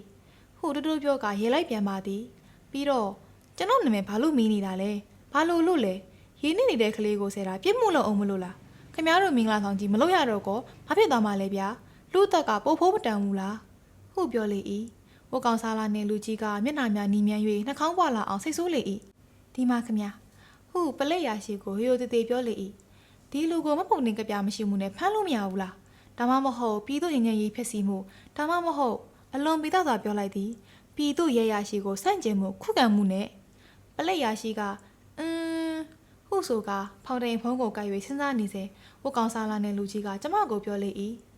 ဒီမှာဒေါက်တာဒီလိုစိတ်မနှံမှုဆိုရင်ဘသူ့ကိုမှတိထပ်ပို့ပြီးအန်တယ်မပေးခင်တရားကလေးတို့ဘာလို့ခေါ်သားဖို့မကောင်းဘူးလားဒါဆရာဝန်တိုင်းရဲ့တာဝန်မဟုတ်ဘူးလားသူကဝင်ကအတန်မာလာကဆရာဝန်ရဲ့တာဝန်ကိုဒေါက်တာကခမရတဲ့ပိုးသိပါလိမ့်မယ်ဟုပြောသည်ကျမကပြောပါသည်အကောင်းဆုံးကတော့သူဟာအိမ်ပြန်ပြီးအဝတ်စားလေးဖို့လိုပါတယ်မျိုးလေးထွေးနားနေရပါမယ်သူရေသိမ့်ဝင်ဟန်တော့မတူပါဘူးအဆုတ်ထဲရေသိမ့်ဝင်မိဟန်မတူပါဘူးဟိုကောင်စားလာတဲ့လူကသူ့ကိုစိတ်ုံပို့လောက်စရာဘာမှမဖြစ်ဘူးပေါ့အတရားကြီးတော့လည်းပြောနိုင်ပါမလဲရှင်သူ့ကိုနည်းနည်းတော့စောင့်ကြည့်နေရမှာပေါ့ဘာပဲဖြစ်ဖြစ်လေထောင်ထဲမှာလည်းဆရာဝန်ရှိရပဲပလက်ရာရှိကခမည်းနာမည်ဟူထွက်သွားပြီးကမန်းကနန်းအေးလီဌာနကျမှခမည်းနာမည်ပြောချင်တာလည်းပြောတာပေါ့ပြောချင်လည်းပြောအောင်လုပ်ရမှာပေါ့ဟုပြောသည်ထို့ကြောင့်ကျမကသူ့ရဲ့နာမည်နဲ့အလုပ်ကိုင်ကိုပါပြောလိုက်ပါသည်ကျမရဲ့ဆွေမျိုးတော်ကြောင့်လည်းပြောလိုက်ပါသည်ဒါရေးကြည့်သည်ယိုသေးပွဲဟုထင်ကြလိမ့်မည်သူကမကန့်ကွက်ပါကောင်းမှတွေးချောက်လာသောသပင်များကိုဖြီးတင်ခြင်းဟန်ဖြစ်သာရှက်အင်ကြီးအိတ်ထဲ၌ဘီးကိုရှာပါသည်အိတ်ထဲမှလှပသေးငယ်သောငွေကိုပန်းဖောင်ဆင်ဆွယ်ဘီးကလေးထွက်လာပါသည်ပူပင်တတ်သောမိန်းမငယ်ကသူ့ကိုဖမ်းကြလဲလိုမမထင်ပါဘူးအကိုကြီးရဲ့ပကြီးစရာဆိုတော့ပကြီးအသင်းတွေအမှုပညာအသင်းတွေကစကားထမြတတ်တယ်မိမဝဝကစောစောကတော့ပြောနေတန်ကြတာပဲခင်ခင်ဝိုင်းနဲ့ငယ်တငယ်ချင်းမှုဖိတ်စာရဆိုလားဟိုကောင်စားလာနေလူကြီးကနှာခေါင်းပွားနေခြင်းအနေငယ်ငြိမ်သွားပြီးမှပြန်ရေးပွားလာကဘာပဲဖြစ်ဖြစ်ခင်ခင်ဝိုင်းကတော့သူ့သမီးမင်္ဂလာဆောင်ကိုပြအောင်နှောက်ချက်တဲ့လူကိုဘယ်နည်းနဲ့မှချမ်းသာပေးချင်မှာမဟုတ်ဘူးငါကိုယ်တိုင်ကလည်းဒီလိုလူပြင်ဘက်လူမျိုးကိုတီးမခံနိုင်ဘူးအမှုပညာတဲ့ဆိုတဲ့တရားဝါတွေကိုငါကကြောက်ရမှာလားပြီးတော့သူ့လိုသဘောထားမျိုးနဲ့ကောင်းနေကြီးရှိတော့မပေါ်သူ့ကိုနေအောင်ချုပ်ခံတဲ့တလားလောက်တော့နေခိုင်းလိုက်ခြင်းသေးတယ်မှတ်လောက်သားလောက်သူကတစ်ပင်ကိုမိထိုင်နေရမှထလိုက်ပြီးလန်သွားသောဆောင်များကိုတင်းအောင်ဆွချုံလိုက်လေ၏ကဲသွားရှင်လဲသွားကြရအောင်ချမ်းလာပြီဗျာဟုပြောလိုက်လေ၏မိမငယ်ကသူ့ဖို့အဝတ်ချောက်တစုံကျမသွားချလိုက်အောင်မယ်ဟုဆိုလေ၏မိမဝဝကဟိုအခန်းပိုလေးတဲ့အရင်ခေါ်သွားကြအောင်ဆိုဟုအကြံပေး၏စပိုးရှင်တဲ့လူငယ်ကရှာထားသောလက်များကိုကျဉ်းနာစွာကြည့်စေကျမတိကျွမ်းသောလူအနေငယ်သည်မင်္ဂလာပွဲဖက်သို့စကားညှင်းခုန်ရင်ပြန်ကြသည်ပလက်ရာရှိကဖောင်တိန်ပင်ကိုအင်ကြီးအိမ်နှံချ၍မှတ်စုစာအုပ်ကိုဝမ်းမိအိတ်တွင်သို့ထည့်လေ၏သူကကျမကိုနှုတ်ဆက်ပါသည်ကဲသွားမယ်အိမ်နဲ့တွေ့ရတာဝမ်းသာလိုက်တာပြောကြရတော့ကြံသေးရဲ့အေးရဲ့ပြန်တွေ့ကြအောင်မှာပေါ့ဟုကျမကပြောလိုက်ပါသည် GA ရှုမောမဂ္ဂဇင်း1981စက်တင်ဘာ